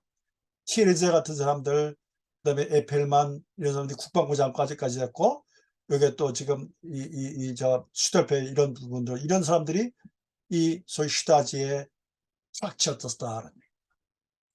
그리고 가나안 교인이 굉장히 늘어나게 됐던 배경은 또 하나는 우리가 통일 속에서 반드시 마음속에 담아두어 있는 것은 서독의 모든 교회를 포함해서 서독의 행정체제가 동독으로 이식되는 과정에서 점령군으로 보였다라는, 이것이 오만한 부분들이 오만하게 비춰졌다는 겁니다. 이러한 부분과 경제적인 격차가 동서독 지역 간에 우리는 한민족이라고 하는 의식을 형성되는 것이 방해를 받는 중요한 핵심적인 원인이었다, 이런 부분이 되겠습니다. 자, 여기 보시면 그 다음에 통일 이후에 독일 교회는 어떻게 변했는가. 90년도에 보시면 90년대 로마 카톨릭과 개신교 보시면 90년도에 로마 카톨릭은 한 35.8%, 그 다음에 개신교회는 한 36.9% 돼 있는데 점점 줄어들어서 2021년 금년에 나온 통계입니다. 캐톨릭 크리스천 이 부교는 약 한 800만 명이 줄어들었습니다. 그래서 24.8% 줄어들었습니다. 개신교는 약 한 1000만 명이 줄어들었습니다. 이게 지금 아까 제가 말씀드렸던 통일이 되면 독일의 기독교가 부흥할 것이다 라고 예측했던 것이 전혀 반대 방향으로 나타낸 역설적인 예측하지 못했던 부분이 되겠습니다. 그래서 이 동독의 경우에 또한 1949년에 지표에 의하면 동독 사람들 중에서 1949년을 기준으로 했을 적에 동독인 중에 당시는 92%가 나는 기독교인이다 라고 신앙 고백을 했었는데 분교되기 1년 전인 1988년 그때 자기 자신을 기독교인이다라고 표시한 사람들이 40%로 줄었다는 얘기입니다. 이거는 동독 정권의 무신론적인 정책, 이것도 영향이 굉장히 컸지만 어쨌거나 교회가 한번 깨어있지 못하는 그런 상황 속에서 받은 후과다, 나타난 현상이다, 이렇게 볼 수 있겠습니다. 그래서 지금 현재 요 통계를 보시고 이렇게 보면은 지금 요게 2022년도 기준으로 해서 독일에서 기독교인의 숫자 부분인데 아까 여기 얘기한 겁니다. 캐톨릭이 약 2천만 명, 개신교가 1,900만 명 이렇게 되겠습니다. 요게 지금 캐톨릭의 숫자가 1950년부터 2022년까지 변화 추세입니다. 굉장히 줄어들고 있죠. 그 다음에 개신교의 인원들이 여기 보면 이제 2,500만, 2,600만부터 지금 1,900만으로 이렇게 서서히 계속 2003년도부터 2020년까지 줄어들고 있는 이런 추세가 되는 겁니다. 그 다음에 반면에 무슬림들이 72년부터 95년부터 약 270만 명인데 현재 한 550만 명 이렇게 늘어나고 있다는 부분입니다. 그 다음에 교회를 떠난 사람들, 교회를 탈퇴한 사람들이 보면 작년 같은 경우에 2022년에 여기 캐톨릭이 약 52만 명, 그 다음에 개신교회 인원 중에서 38만 명이 교회를 탈퇴한 그런 통계로 나타나고 있습니다. 반면에 지금 여기에 보시면은 지금 독일은 이 종교세라는 것이 있습니다. 이 종교세가 2004년부터 2022년에 캐톨릭과 개신교에 이렇게 많이 증가하고 있는데 종교세는 증가하고 있는데 교세는 지금 인원은 감소하고 있다는 것이 상당히 흥미로운 그런 부분이 되겠습니다. 그리고 요건 좀 생략을 하겠습니다. 자, 그래서 60년대 독일교회에서 서독의 경우 약 68%가 예배에 참석을 했습니다. 정기적으로. 그런데 어느 날부터 서독에게는 자리가 비기 시작했습니다. 주일 예배 참석 교인이 감소되는 현상이 나타났습니다. 제가 유학하던 당시에 독일 교회에 가서 주일 예배를 저는 한인교회에 출석을 했었습니다만은 독일 여행을 하다가 독일 교회에 가보면 상당히 재미있는 멘트가 있습니다. 독일 교회에서 이제 초등학교에 여름방학이 시작이 되면 주일 예배 시간에 광고가 이렇게 시작합니다. 오늘부터 주일학교는 방학에 들어갑니다. 그리고 학교 개학 때에 주일학교는 다시 시작하겠습니다. 이게 독일 교회의 현상입니다. 그 다음에 예배 속에서 성경 봉독을, 목사님이 설교를 하셔서 성경 말씀을 봉독하지 않습니까? 봉독한 다음에 우리는 성가대가 하나님께 영광을 돌리는 찬양을 하게 되죠. 찬양대가 없어서 오르겔로 찬양을 대신하는 현상이 오늘날 봉독교회의 현상이라는 겁니다. 서글픈 현상이라는 것이죠. 자, 그러다 보니까 통일 이후에 독일교회가 위기에 직면하고 있습니다. 1998년에 할케 목사님이 6가지로 독일 교회의 위기를 정리하고 있습니다. 소수교회 재정위 위기, 역할 위기, 무신론, 비교회와 종교다원주의, 이런 부분으로 위기를 진단하게 됩니다. 그래도 결기하는 이 에카데라고 하는 독일 개신교연합의 회장을 역임했던 코크 목사님이 이렇게 요약을 합니다. 10년 전, 이 통일 10주년 때 이런 말씀을 했습니다. 우리에게는 하나의 기대가 있었습니다. 통일이 되면 우리나라에는 개신교가 보다 부흥할 것이라는 생각이었습니다. 그럼에도 오늘에 와서 조심스럽게 생각하면 동독뿐만 아니라 서독에 있어서도 오래전부터 내려오던 자타가 인정하는 신앙 전수의 단절이 여전히 계속되고 있습니다. 단절이 되고 있다는, 안타깝다는 얘기죠. 그래서 오늘날 교회는 무관심과 무신앙이라는 부분으로 요약을 해볼 수가 있겠습니다. 물론 구동독의 경우에 이 세례식 대신에, 교회에서 세례식 대신에 동독 정권이 청소년 축복식, 이런 것으로 대체시켰다는 겁니다. 이런 영향이 굉장히 크게 나타났다는 겁니다. 그래서 이제 독일 개신교는 이제 다시 한번 통일 이후에 부흥, 다시 갱신을 해야 되지 않겠는가라고 하는 부분으로 해서 3가지 주제를 설정을 합니다. 교회 갱신, 각성, 전도, 이렇게 해야 된다. 그래서 6가지 기도의 제목을 놓고 다시 한번 부흥을 현재 꾀하려고 노력을 하고 있습니다. 하나님의 나라의 지평에서 회개하라, 성례전의 지평에서 회개하라, 인간 의지의 지평에서 회개하라, 그리스도의 제자의 도의 지평에서 회개하라, 복음 전파의 지평에서 회개하라, 기도의 지평에서 회개하라. 이렇게 지금 각고의 노력을 다시 한번 지금 기울이고 있는 현 상황이라고 볼 수 있겠습니다. 그런데 여기에서 동독의 경우에 동독교회 속에서 보면은 이렇게 볼 수 있겠습니다. 이 공산주의 영향이 얼마만큼 남아있는가, 강하게 남아있는가, 이것이 한반도의 통일 속에서 큰 우리가 또 잊어서는 안 되는 부분입니다. 공산주의는 사실 이룬 것이 아무것도 이룬 것이 없었다. 그러나 그들이 한 가지 분명히 해낸 것이 있는데 기독교인의 마음속에서 하나님을 없애는 일에 성공했다는 것이다. 굉장히 상징적인 말씀이 되겠습니다. 그래서 현재 독일교회는 여러 가지 면에서 새로운 전환점에 위기에 서 있다. 이것이 북한과 관련해서 북한의 공산주의가 다 실패한다고 할지라도 기독교 핍박에 있어서만은 그 무언가 확실한 결과가 있다. 즉 지금 북한의 실정은 분명히 무신론이 압도적이다라는 저를 계속 요구했습니다. 따라서 북한 봉수교회와 칠골교회 이런 것을 놓고 보더라도 정말 이것을 정확히 인식하고 사전에 준비하는 한국의 교회가 되어야 되지 않겠는가, 이렇게 생각을 해봅니다. 자, 이 부분은 생략을 했습니다. 그래서 이제 통일하고서 15년 주년까지는 통일 비용이 굉장히 많이 들어가서 통일은 실패했다라는 평가가 많이 나왔던 겁니다. 그러다가 25년부터 30주년 되는 시점에서 통일 25년 이후부터 모든 지표가 아까 말씀드렸던 것처럼 긍정적으로 상승 국면으로 바뀌기 시작했습니다. 그러니까 15년 되는 시점까지, 즉 2005년까지는 독일이 실패했다, 통일이 실패했다라고 비판해서 유럽의 병자였다라고 많이 비판을 받았습니다.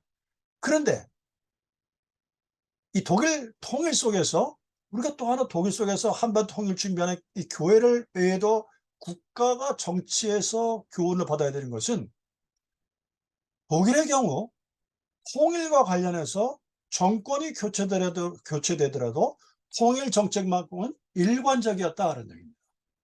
그러니까 2005년도에 굉장히 경제적으로 어려워지는 시점에서 3인당 정권이 정권을 잡았을 때 경제 개혁을 했다는 얘기입니다. 구조조정을 했다는 얘기입니다.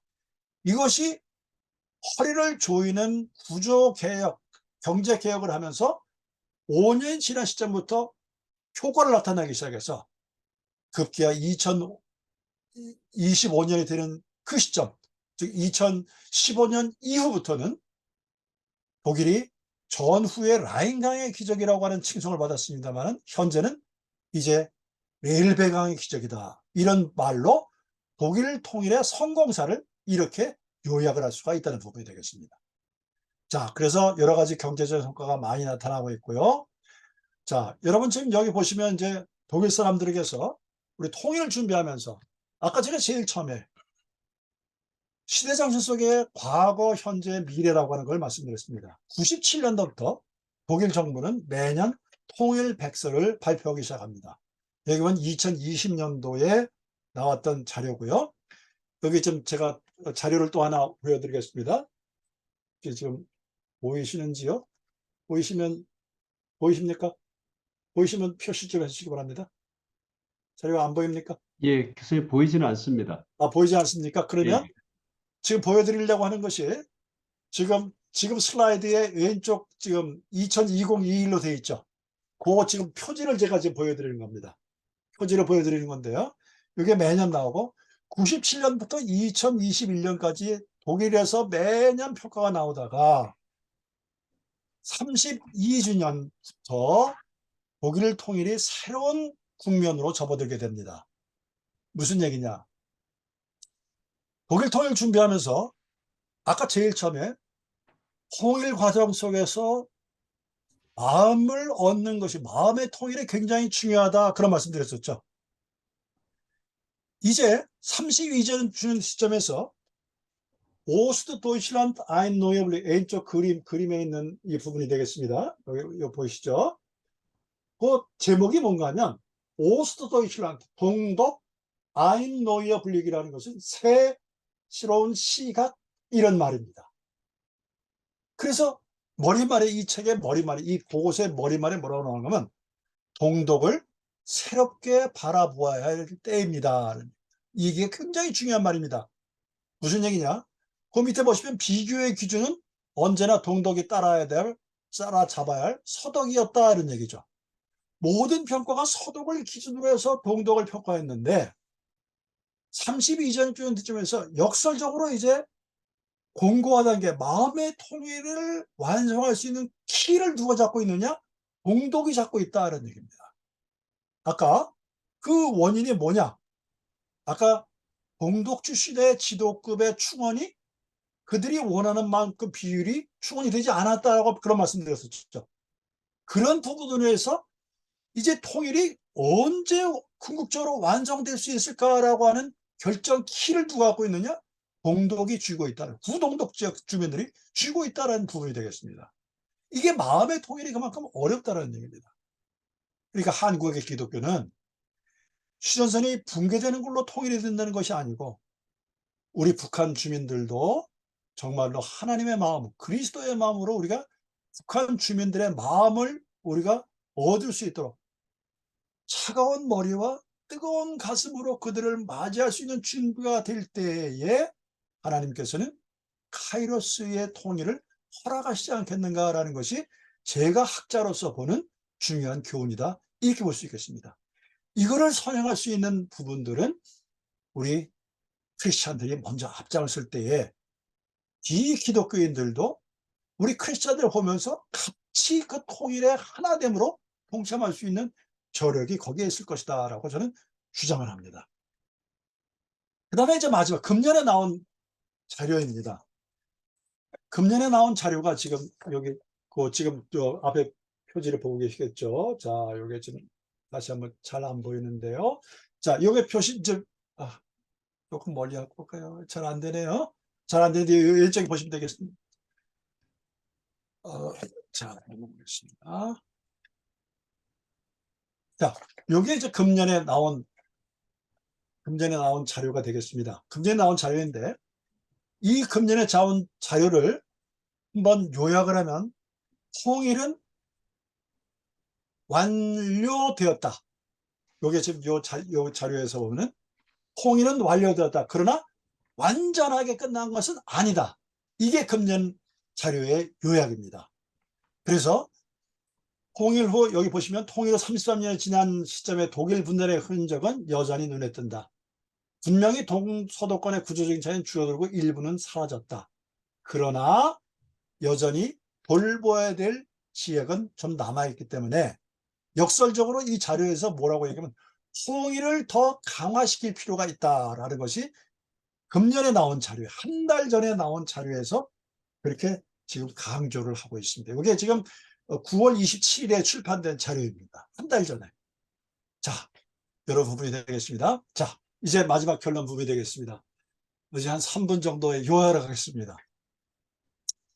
자, 이러한 제가 좀 자세하게 좀 설명을 했어야 되는데 하지 못해서 좀 안타깝습니다만은, 자, 이런 전반적을 놓고 보면 요약을 하면 이렇게 봅니다. 저는 어려운 이야기가 아니고 쉬운 말로 이렇게 비유를 할 수 있겠습니다. 농부는 봄에 봄을 준비하지 않는다. 농부는 모내기를 할 때 모내기를 봄부터 준비하면 모내기를 할 수가 없죠. 농부는 한겨울부터 모판을 준비해서 싹을 틔우기 시작해야 되죠. 그 이야기는 통일은 휴전선이 붕괴될 시점부터 통일 준비 대책을 세운다? 늦는다 그런 거예요. 통일은 통일 이전부터 준비해야 된다. 뭐를 가지고? 시대 정신을 가지고. 그리고 우리가 통일은 우리가 만들어놔야 되고 주님 앞에 우리가 기도 제목으로 내놓아야 될 대상이지, 우리가 아무것도 안 하고 배짱이처럼 그렇게 해야 될 사안이 아니다라는 얘기예요. 결국 주님 앞에 기도하면서 주님으로부터 받는 지혜를 얻어서, 아까 제가 동방정책이 아이디어를 제공한 것이 독일의 개신교였다는 것처럼, 이제는 저는 제안을 한다면 한반도의 분단이 되는 경우에 국제정치 역학사를 보면은 분단으로 인해서 내 나라가 이루는 국제정치적인 이런 이익이 통일이 되었을 적에 내 나라에게 더 많이 돌아갈 수가 있다라고 하는 그런 주장.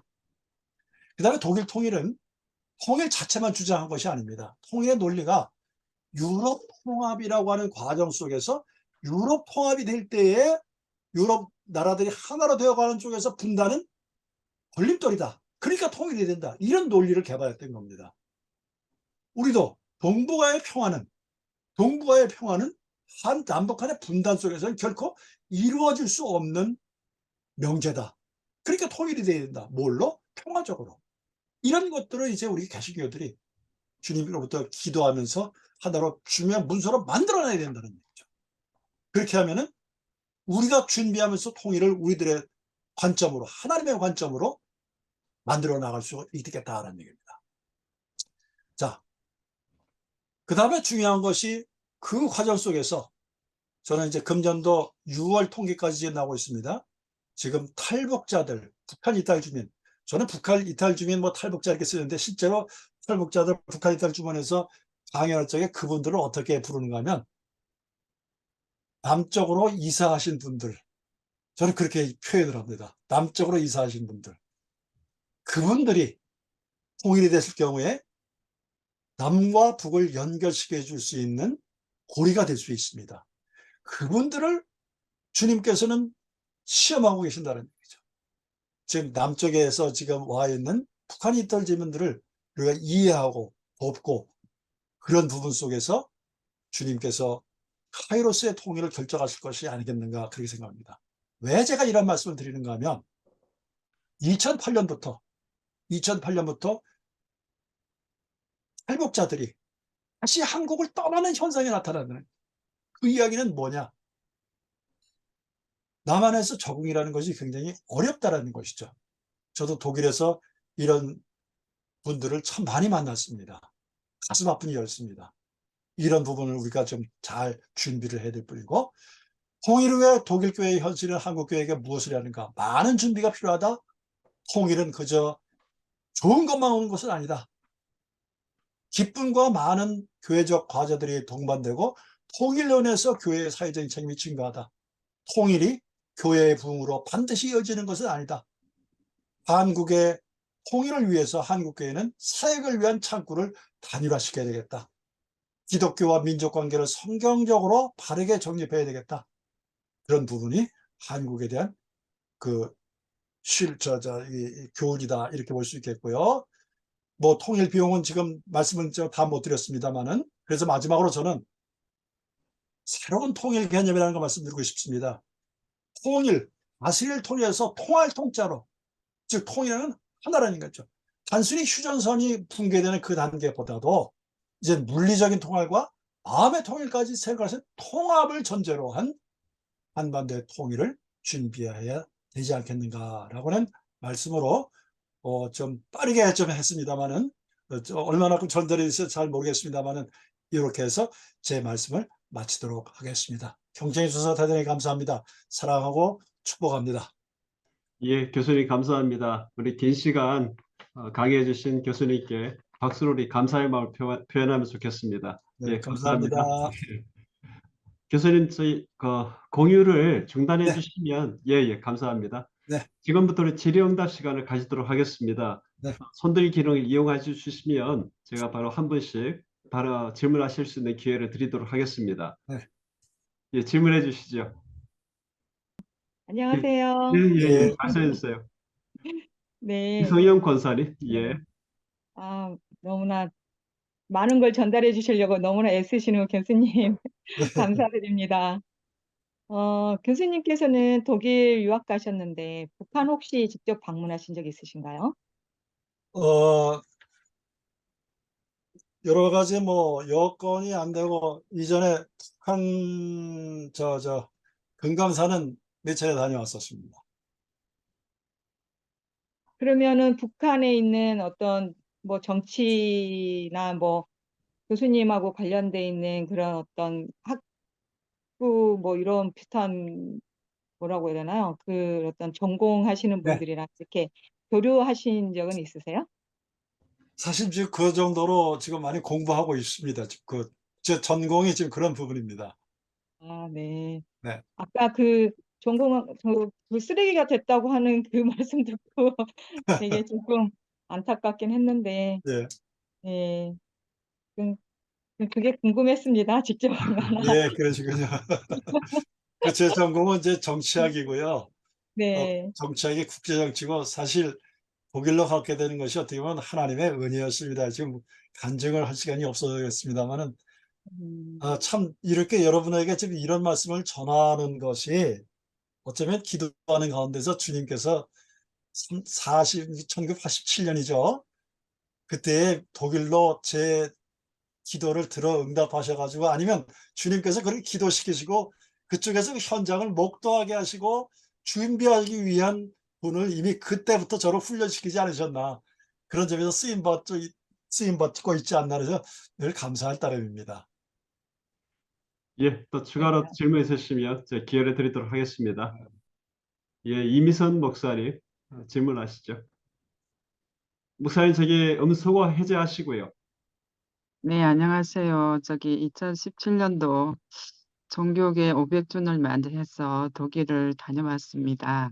예, 예, 네, 라이프치 교회도 다녀오고요. 예, 네, 우리 현실을 볼 때는 라이프치 교회가 저는 서독이인 줄 알았는데 네, 거기가 동독 지역이었더라고요. 그렇습니다.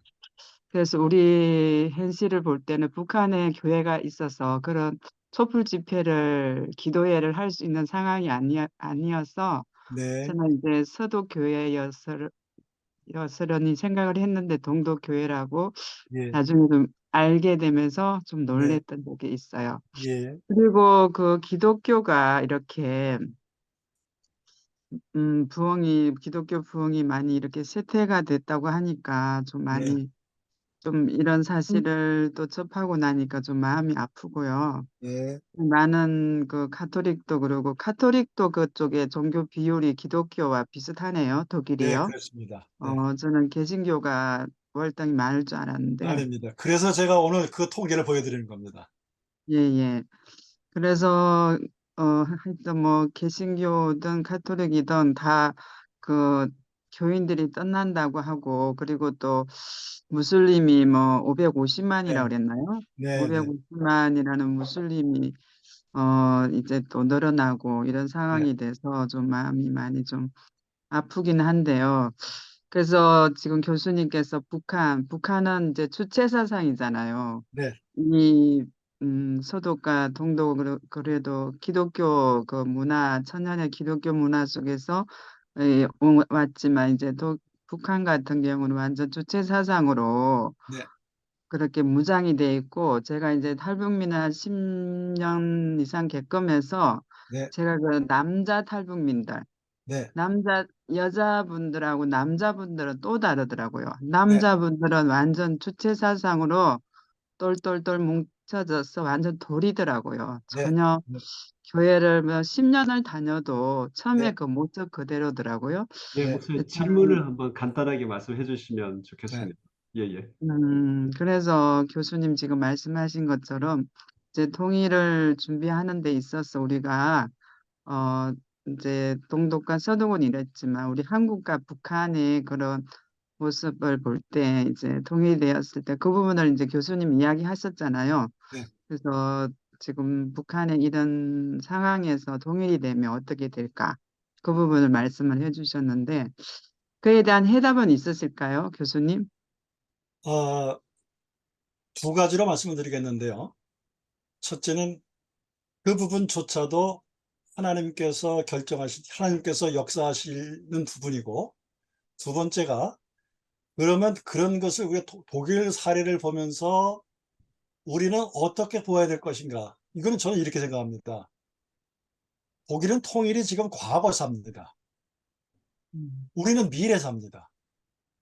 아까 제가 제일 처음에 현재는 과거와 미래가 연결이 되자면 아무 의미가 없다는 얘기죠.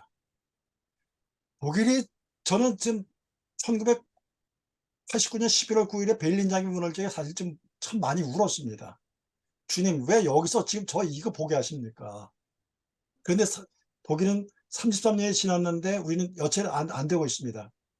그러면 이 과정 속에서 어떻게 답을 우리가 무슨 교훈을 얻어야 될 것인가? 성경의 말씀입니다. 먼저 된 자 나중되고 나중된 자 먼저 된다.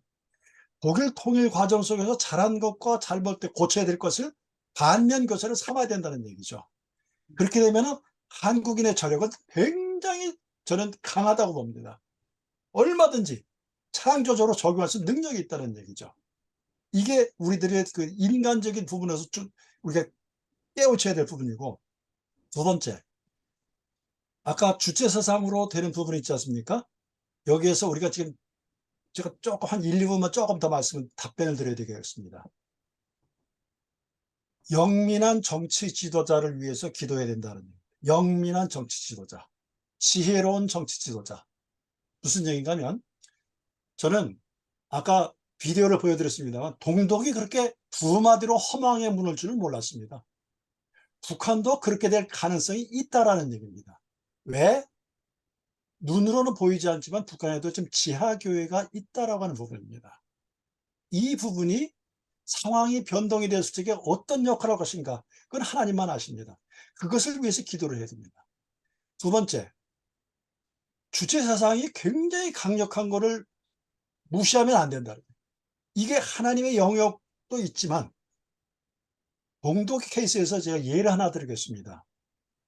제가 1991년에 바이마르하는 동독 지역에 가족을 데리고 2주 민박을 했습니다. 그때 민박을 한 가정이 개신교 집안이었습니다. 그 동독 개신교 가정은 대한민국 남한 출신의 사람을 처음 봅니다. 그러니까 목사님에게 이야기를 합니다. 그러니까 목사님이 저보고 만나자고 그랬어요. 그래서 인터뷰를 했습니다. 재밌는 얘기인데요. 제가 아까 100만 명이 모여서 동독이 무너졌다고 그런 얘기 말씀드렸었죠. 동베를린에. 저도 사실 70년대 대학을 다닌 사람이라서 좀 반체제 데모를 좀 했었습니다. 최루탄을 좀 봤습니다.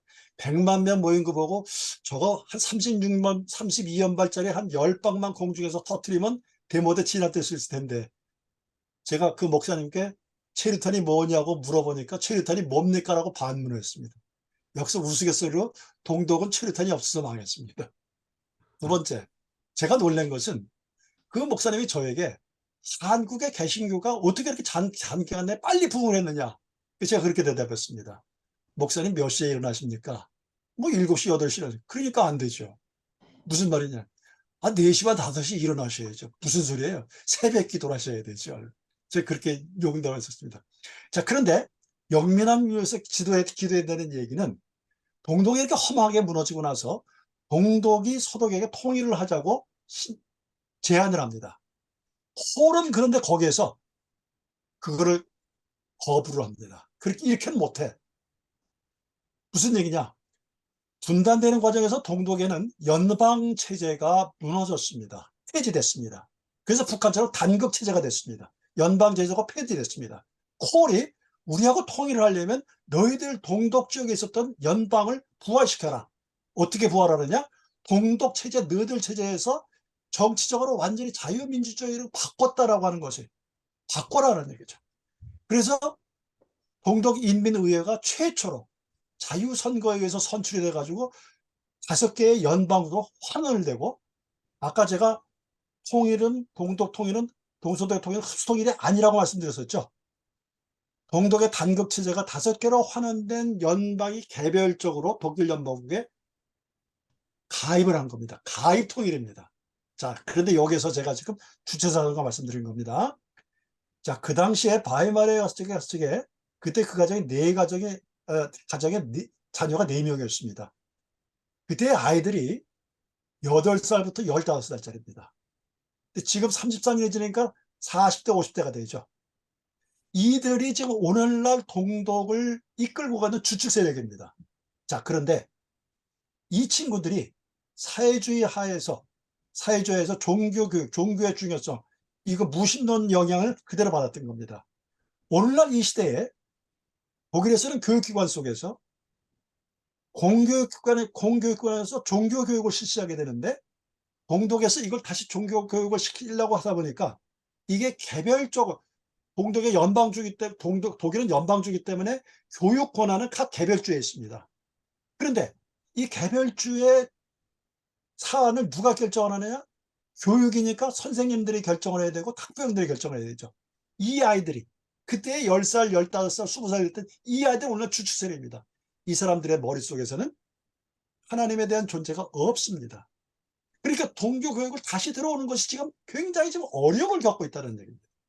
이게 현실인 겁니다. 결국 우리 후세대들도 통일을 위해서 우리 MZ세대들에게 훌륭한 이 하나님의 가치관을 심어줘야만 원활한 통일, 부드러운 통일, 매끄러운 통일, 신속한 통일 이런 것이 앞당겨 줄 수 있다는 것이 독일 통일 속에서 오늘 강의 속에서 말씀드리지 못한 내용은 굉장히 중요한 가치를 심어줘야 된다. MZ세대들에 대한 하나님의 임재, 하나님의 존재에 대한 교육이 굉장히 중요하다는 뜻입니다. 감사합니다. 예, 감사합니다. 또 추가로 질문 있으시면 제가 기회를 드리도록 하겠습니다. 교수님, 제가 진행을 하면서 진행자가 아니고 예. 강의를 들은 한 사람을 제가 질문을 드리고 싶은데요. 네네.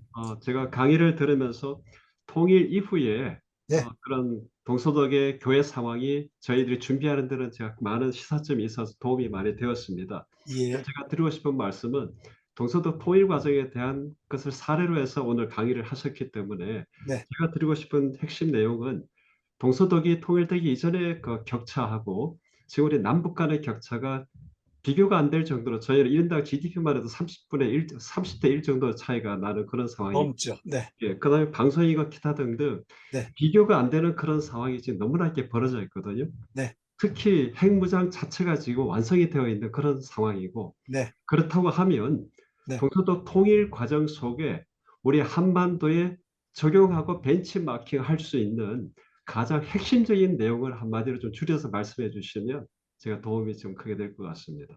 예. 결국 제가 지금 사회과학자이기도 하면서 크리스찬입니다. 아까 제가 처음에 제가 논문 쓰다가 그냥 하루 종일 쓰레기통에 들어갔다는 얘기는 이게 여기서 다시 제가 답변을 찾을 수 있을 것 같아요. 결국 독일 통일은 하나님의 선물이었습니다.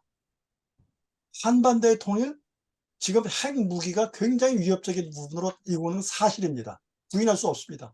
그러나 그 이야기는 그만큼 경제적으로 더 빈곤하다는 얘기죠. 북한 체제의 내구성이라고 하는 것은 지금 경제적으로 빈곤하기 때문에 역설적으로 핵무기의 강국으로 지금 그걸 과시하는 것이지, 실질적으로 저는 이렇게 요약을 합니다. 선인장 이론이라고 저는 얘기합니다. 선인장이요, 동그란 선인장을 보시면 이렇게, 목사님 저 질문을 지금 이렇게 한 면으로 말씀드립니다. 선인장이 이렇게 넓적한 선인장하고 둥근 선인장이 있지 않습니까? 안으로 썩은 문드러지더라도 어느 날 겉으로 보면 바짝바짝합니다. 그런데 어느 날 자고 일어나면 그 선인장이 그냥 쓰러져 있습니다. 하룻밤 사이에. 저는 북한을 이렇게 비유하고 있습니다. 그래서 이걸 좀 선인장이로 카투스 시오리라고 저는 그렇게 얘기를 합니다. 인간의 눈으로 볼 적엔 북한이 굉장히 강한 것 같지만 그 안으로는 좀 썩을 대로 썩어지고 취약할 대로 취약할 때 있다. 하루아침에 쓰러진다는. 그렇게 하면 거기에서 어떤 교훈을 찾으세요? 당연한 얘기죠. 북한은 지금 썩은 둥근 선인장과 똑같다 하는 거예요. 하루아침에 무너진다. 그럼 그런 걸 예상을 해서 여러 가지 비용이나 우리 교회가 해야 될 통일 비용, 교회가 준비해야 될 대형 행정적인 재정, 이런 것들이 종합적으로 물론 마스터 플랜은 힘듭니다만 최대한 그것을 기도하면서 준비하는 것이 우리가 지금 해야 될 히스토리 메이킹의 과업이 아닌가, 그렇게 생각합니다. 예, 감사합니다. 시간이 좀 허락되면 추가로 질문을 드리고 싶은데요. 우리 박예환 집사님 손 드셔가지고 기회를 드리겠습니다. 예, 말씀해 주시죠. 아유, 평상시 그 존경하던 교수님을 이렇게 뵈니까 어쩔 줄 몰라서 질문을 절대 안 드리려고 그랬는데 아이고, 후학으로서 내려면 안 됩니다. 드리려고 그랬는데 이 교수님이 많은 설명을 하셨기 때문에 또 여기 비전문가인 우리 크리스찬들도 있고 해서 제가 조심스러워서 좀 말씀을 좀 정리해서 드려야 될 것 같습니다. 네. 일단 먼저 드리고 싶은 것은 교수님의 그 이규영 교수님은 2000년대 이후에 남북 교류가 활발했을 때 독일형 통일 패러다임, 독일형 통일 모델을 연구하셔서 우리나라 전 학계의 주류 학문으로 삼으셨던 분이십니다. 이 정도로 그 탁월하신 우리의 그 선진 그 교수님이시고요. 이런 분에게 지금은 이런 질문을 드리게 돼서 정말 송구합니다만 아까 다 설명하셨는데요. 간단하게 말씀드릴게요. 네. 우리나라 역사에서 네. 평화 통일된 사례는 없었다라는 점이고요. 예. 두 번째, 독일하고 우리나라의 민족의 개념이 전혀 다릅니다. 네. 맞습니다. 그리고 세 번째로 그 역사가 다르고요. 네. 그리고 네 번째, 통일 당시의 주변 강국들의 관련국들의 자세가 틀립니다. 미국, 네. 프랑스, 영국은 한 몸이 되어 있었고 네. 소련은 무너져서 결국엔 그 고르바초프가 미국에 합세를 해버렸습니다. 네. 이런 주변 강국에 있었고 우리는 지금 중국이라든가 일본은 절대로 한반도 통일을 원하지 않습니다. 네. 한반도에서 새로운 강국이 태어날 것을 절대로 원하지 않기 때문에 거기에 미국이 밀리는 거고 그 싱가포르 회담이라든가 그 베트남 회담이 잘못된 것도 존 볼턴이라는 그 트럼프의 강경 매파의 그 기획자가 일본과 합세해서 깨버린 것이라는 게 그거는 뭐 기본적인 것이고요. 더군다나 지금은 인간의 힘으로서는 핵무력이 고도화돼 버렸기 때문에 북한이 그래서 인간과 국가의 힘으로서는 우리의 통일을 갖다가 꿈꾸는다라는 것 그리고 준비한다는 것들은 사실은 굉장히 멀어졌다라는 건 기본적인 학자들도 인식 같이 하고 있고요. 네. 그런 맥락에서 우리 이규영 교수님께서 제시하셨던 독일 통일형 모델이 그나마 그 꿈을 갖게 했으나 더군다나 지금에 와서 윤석열 지금 현 정부 보면 네. 완전히 그 모델이 깨져버렸다라는 것이 제가 그 가슴 아주 그 슬픈 건데요. 예. 그 부분 좀 소회를 좀 여쭙고 싶습니다. 예.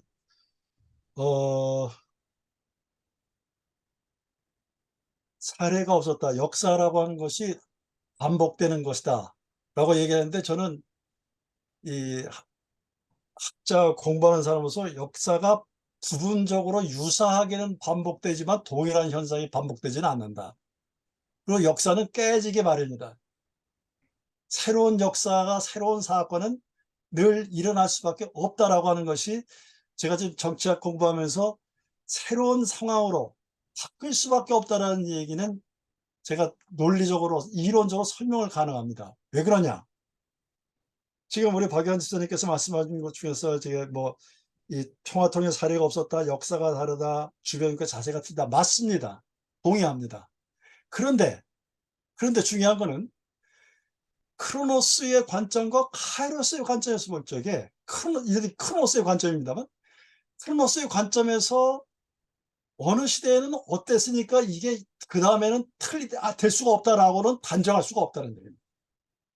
이거를 다른 말로 비유를 하자면 아까 제가 마르크스하고 엥겔스 사진 보여서 들었었죠.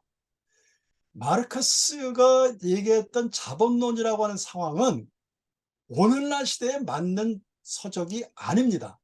그런데 오늘날의 시대를 기준으로 해서 마르크스를 재해석해 보려고 하는 시도는 얼마나 그 의미가 있을까? 저는 의미가 참 그렇게 크진 않다라는 얘기입니다. 오히려 저는 이거 가지고 비유를 이렇게 들겠습니다. 동유럽이 어떻게 해서 공산화되었을까라는 부분입니다. 동유럽이. 아마 이런 얘기는 아마 어디서 들어보신 적이 없을 것 같습니다만은 동유럽이 공산화된 것은 역설적으로 아까 제가 마르크스는 유태인이었다 그런 말씀 드렸었죠. 유태인들의 시대정신이 순간적으로 이완되었기 때문에 그렇게 된 것이다 라는 얘기입니다. 무슨 얘기냐? 이스라엘 민족이 디아스포라를 해가지고 전 세계적으로 막 퍼뜨렸습니다. 그러니까 현지에서 이스라엘 민족은 핍박을 받고 어려움을 받았습니다. 그런 이스라엘 민족들이 1800년도 후반에 마르크스가 자본론을 쓰면서 이게 두 번째 메시아로구나라고 하는 착각에 빠진 겁니다. 그러니까 유태인들에게는 메시아주의가 굉장히 중요한 거잖아요. 미토스가 되는 것이죠.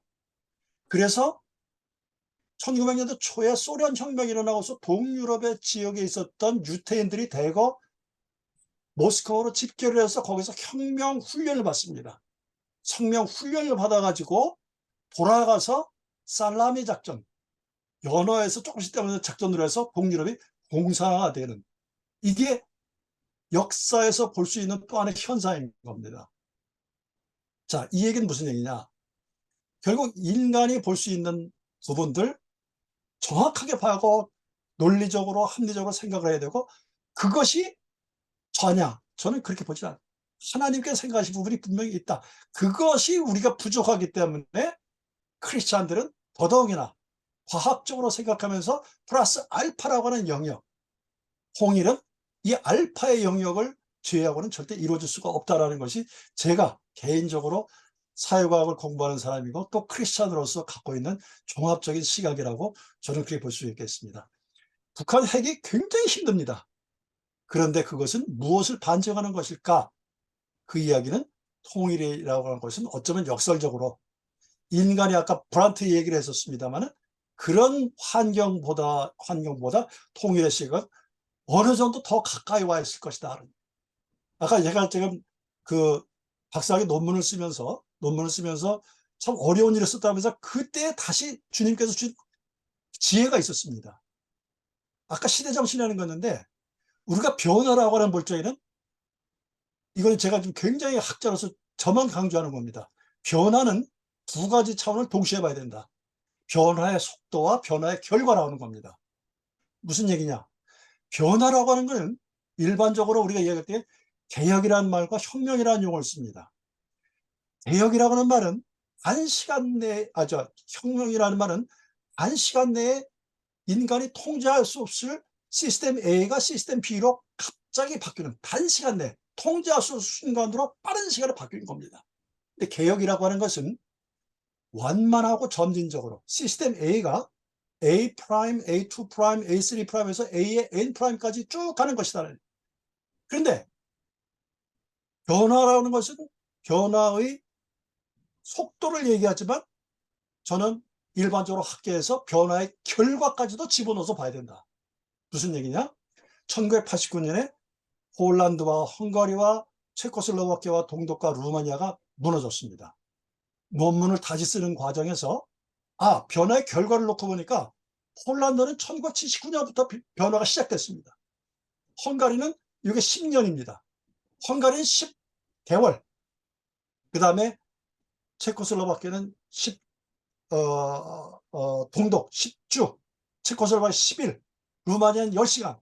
그래서 제가 지도 교수님한테 5, 10 hypothesis, 5개의 10이라고 하는 가설 제시에 이렇게 볼 수 있으면 새로운 논리가 나올 수 있지 않겠습니까?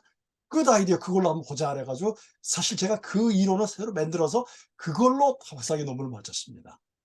시간이 마지막에 이제 왔습니다만 결국 아까 말씀드린 인간이 봐야 될 부분은 굉장히 중요한 부분들, 이 시대 정신에서 상황을 정확하게 볼 수 있는 눈, 그건 결국 하나님의 선물이죠. 그러니까 우리가 깨어 있어야 되고 통일도 역시 그런 시각에서 준비해야 되는 것이 아니겠는가라는 것이, 사실상 제가 일반적으로 학회에서 하지 못하는 말씀들은 이 교회에서 제 강연을 할 적에 말씀드릴 적에 이런 걸 좀 섞어서 좀 얘기를 하고 있습니다.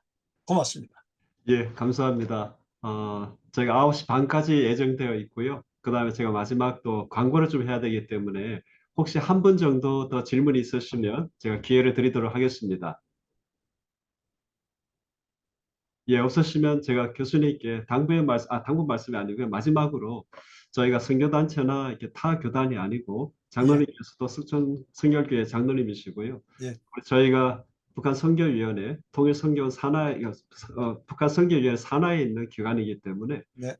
들어오신 분들도 우리 교단의 이런 사역들을 앞으로 준비하고 차고 예. 나가실 사역자 되시고요. 네. 그런 의미에서 이렇게 되어졌으면 좋지 않을까 하는 그런 당부라든지 또는 그런 말씀이 있으시면 제가 한 말씀 해주시면 제가 경청하도록 하겠습니다. 예, 제가 코로나 이전에 서울신학대학 그 설교대학원 가서 이런 말씀을 드렸습니다. 서울신학대학에서도 진정한 십자가 교육을 좀 했으면 좋겠다. 십자가 교육 하고 있는데, 예, 하고 있죠. 근데 제가 얘기한 십자가 교육은 하나님과 인간과의 이 수직적인 관계, 이 신학이죠. 두 번째가 그 신학이 사회 속으로 파고 들어가야 되지 않겠는가. 그러면 우리 크리스천들 사이에서 이 수평적인 것, 이런 부분이 좀 필요하지 않겠는가. 이런 시각에서 이 통일이라든가 이런 것들이 교회에서 정기적으로 좀 최소한도 1년에 한 번씩 통일을 위한 주일, 뭐 이런 것으로 해서 우리가 국가 속에서의 교회, 또 교회가 국가를 강하게 할 수 있는 부분, 이런 부분에서 한번 그런 프로그램이 좀 교회 속에서 확산이 되면 교회가 사회를 선도할 수 있는 모티브가 마련될 수 있지 않겠는가. 그런 생각에서 사실 제가 시간이 좀 많이 있으면 늘 그거를 결론으로 많이 드리는 그런 부분이 되겠습니다. 고맙습니다. 예, 감사합니다. 이것으로 강의랑 질의응답을 마치도록 하고요. 교수님, 긴 시간 말씀 전해주셨는데요. 우리 감사함으로 우리 박수로 한번 감사의 표현을 드리면 좋겠습니다. 예, 교수님 감사합니다. 감사합니다.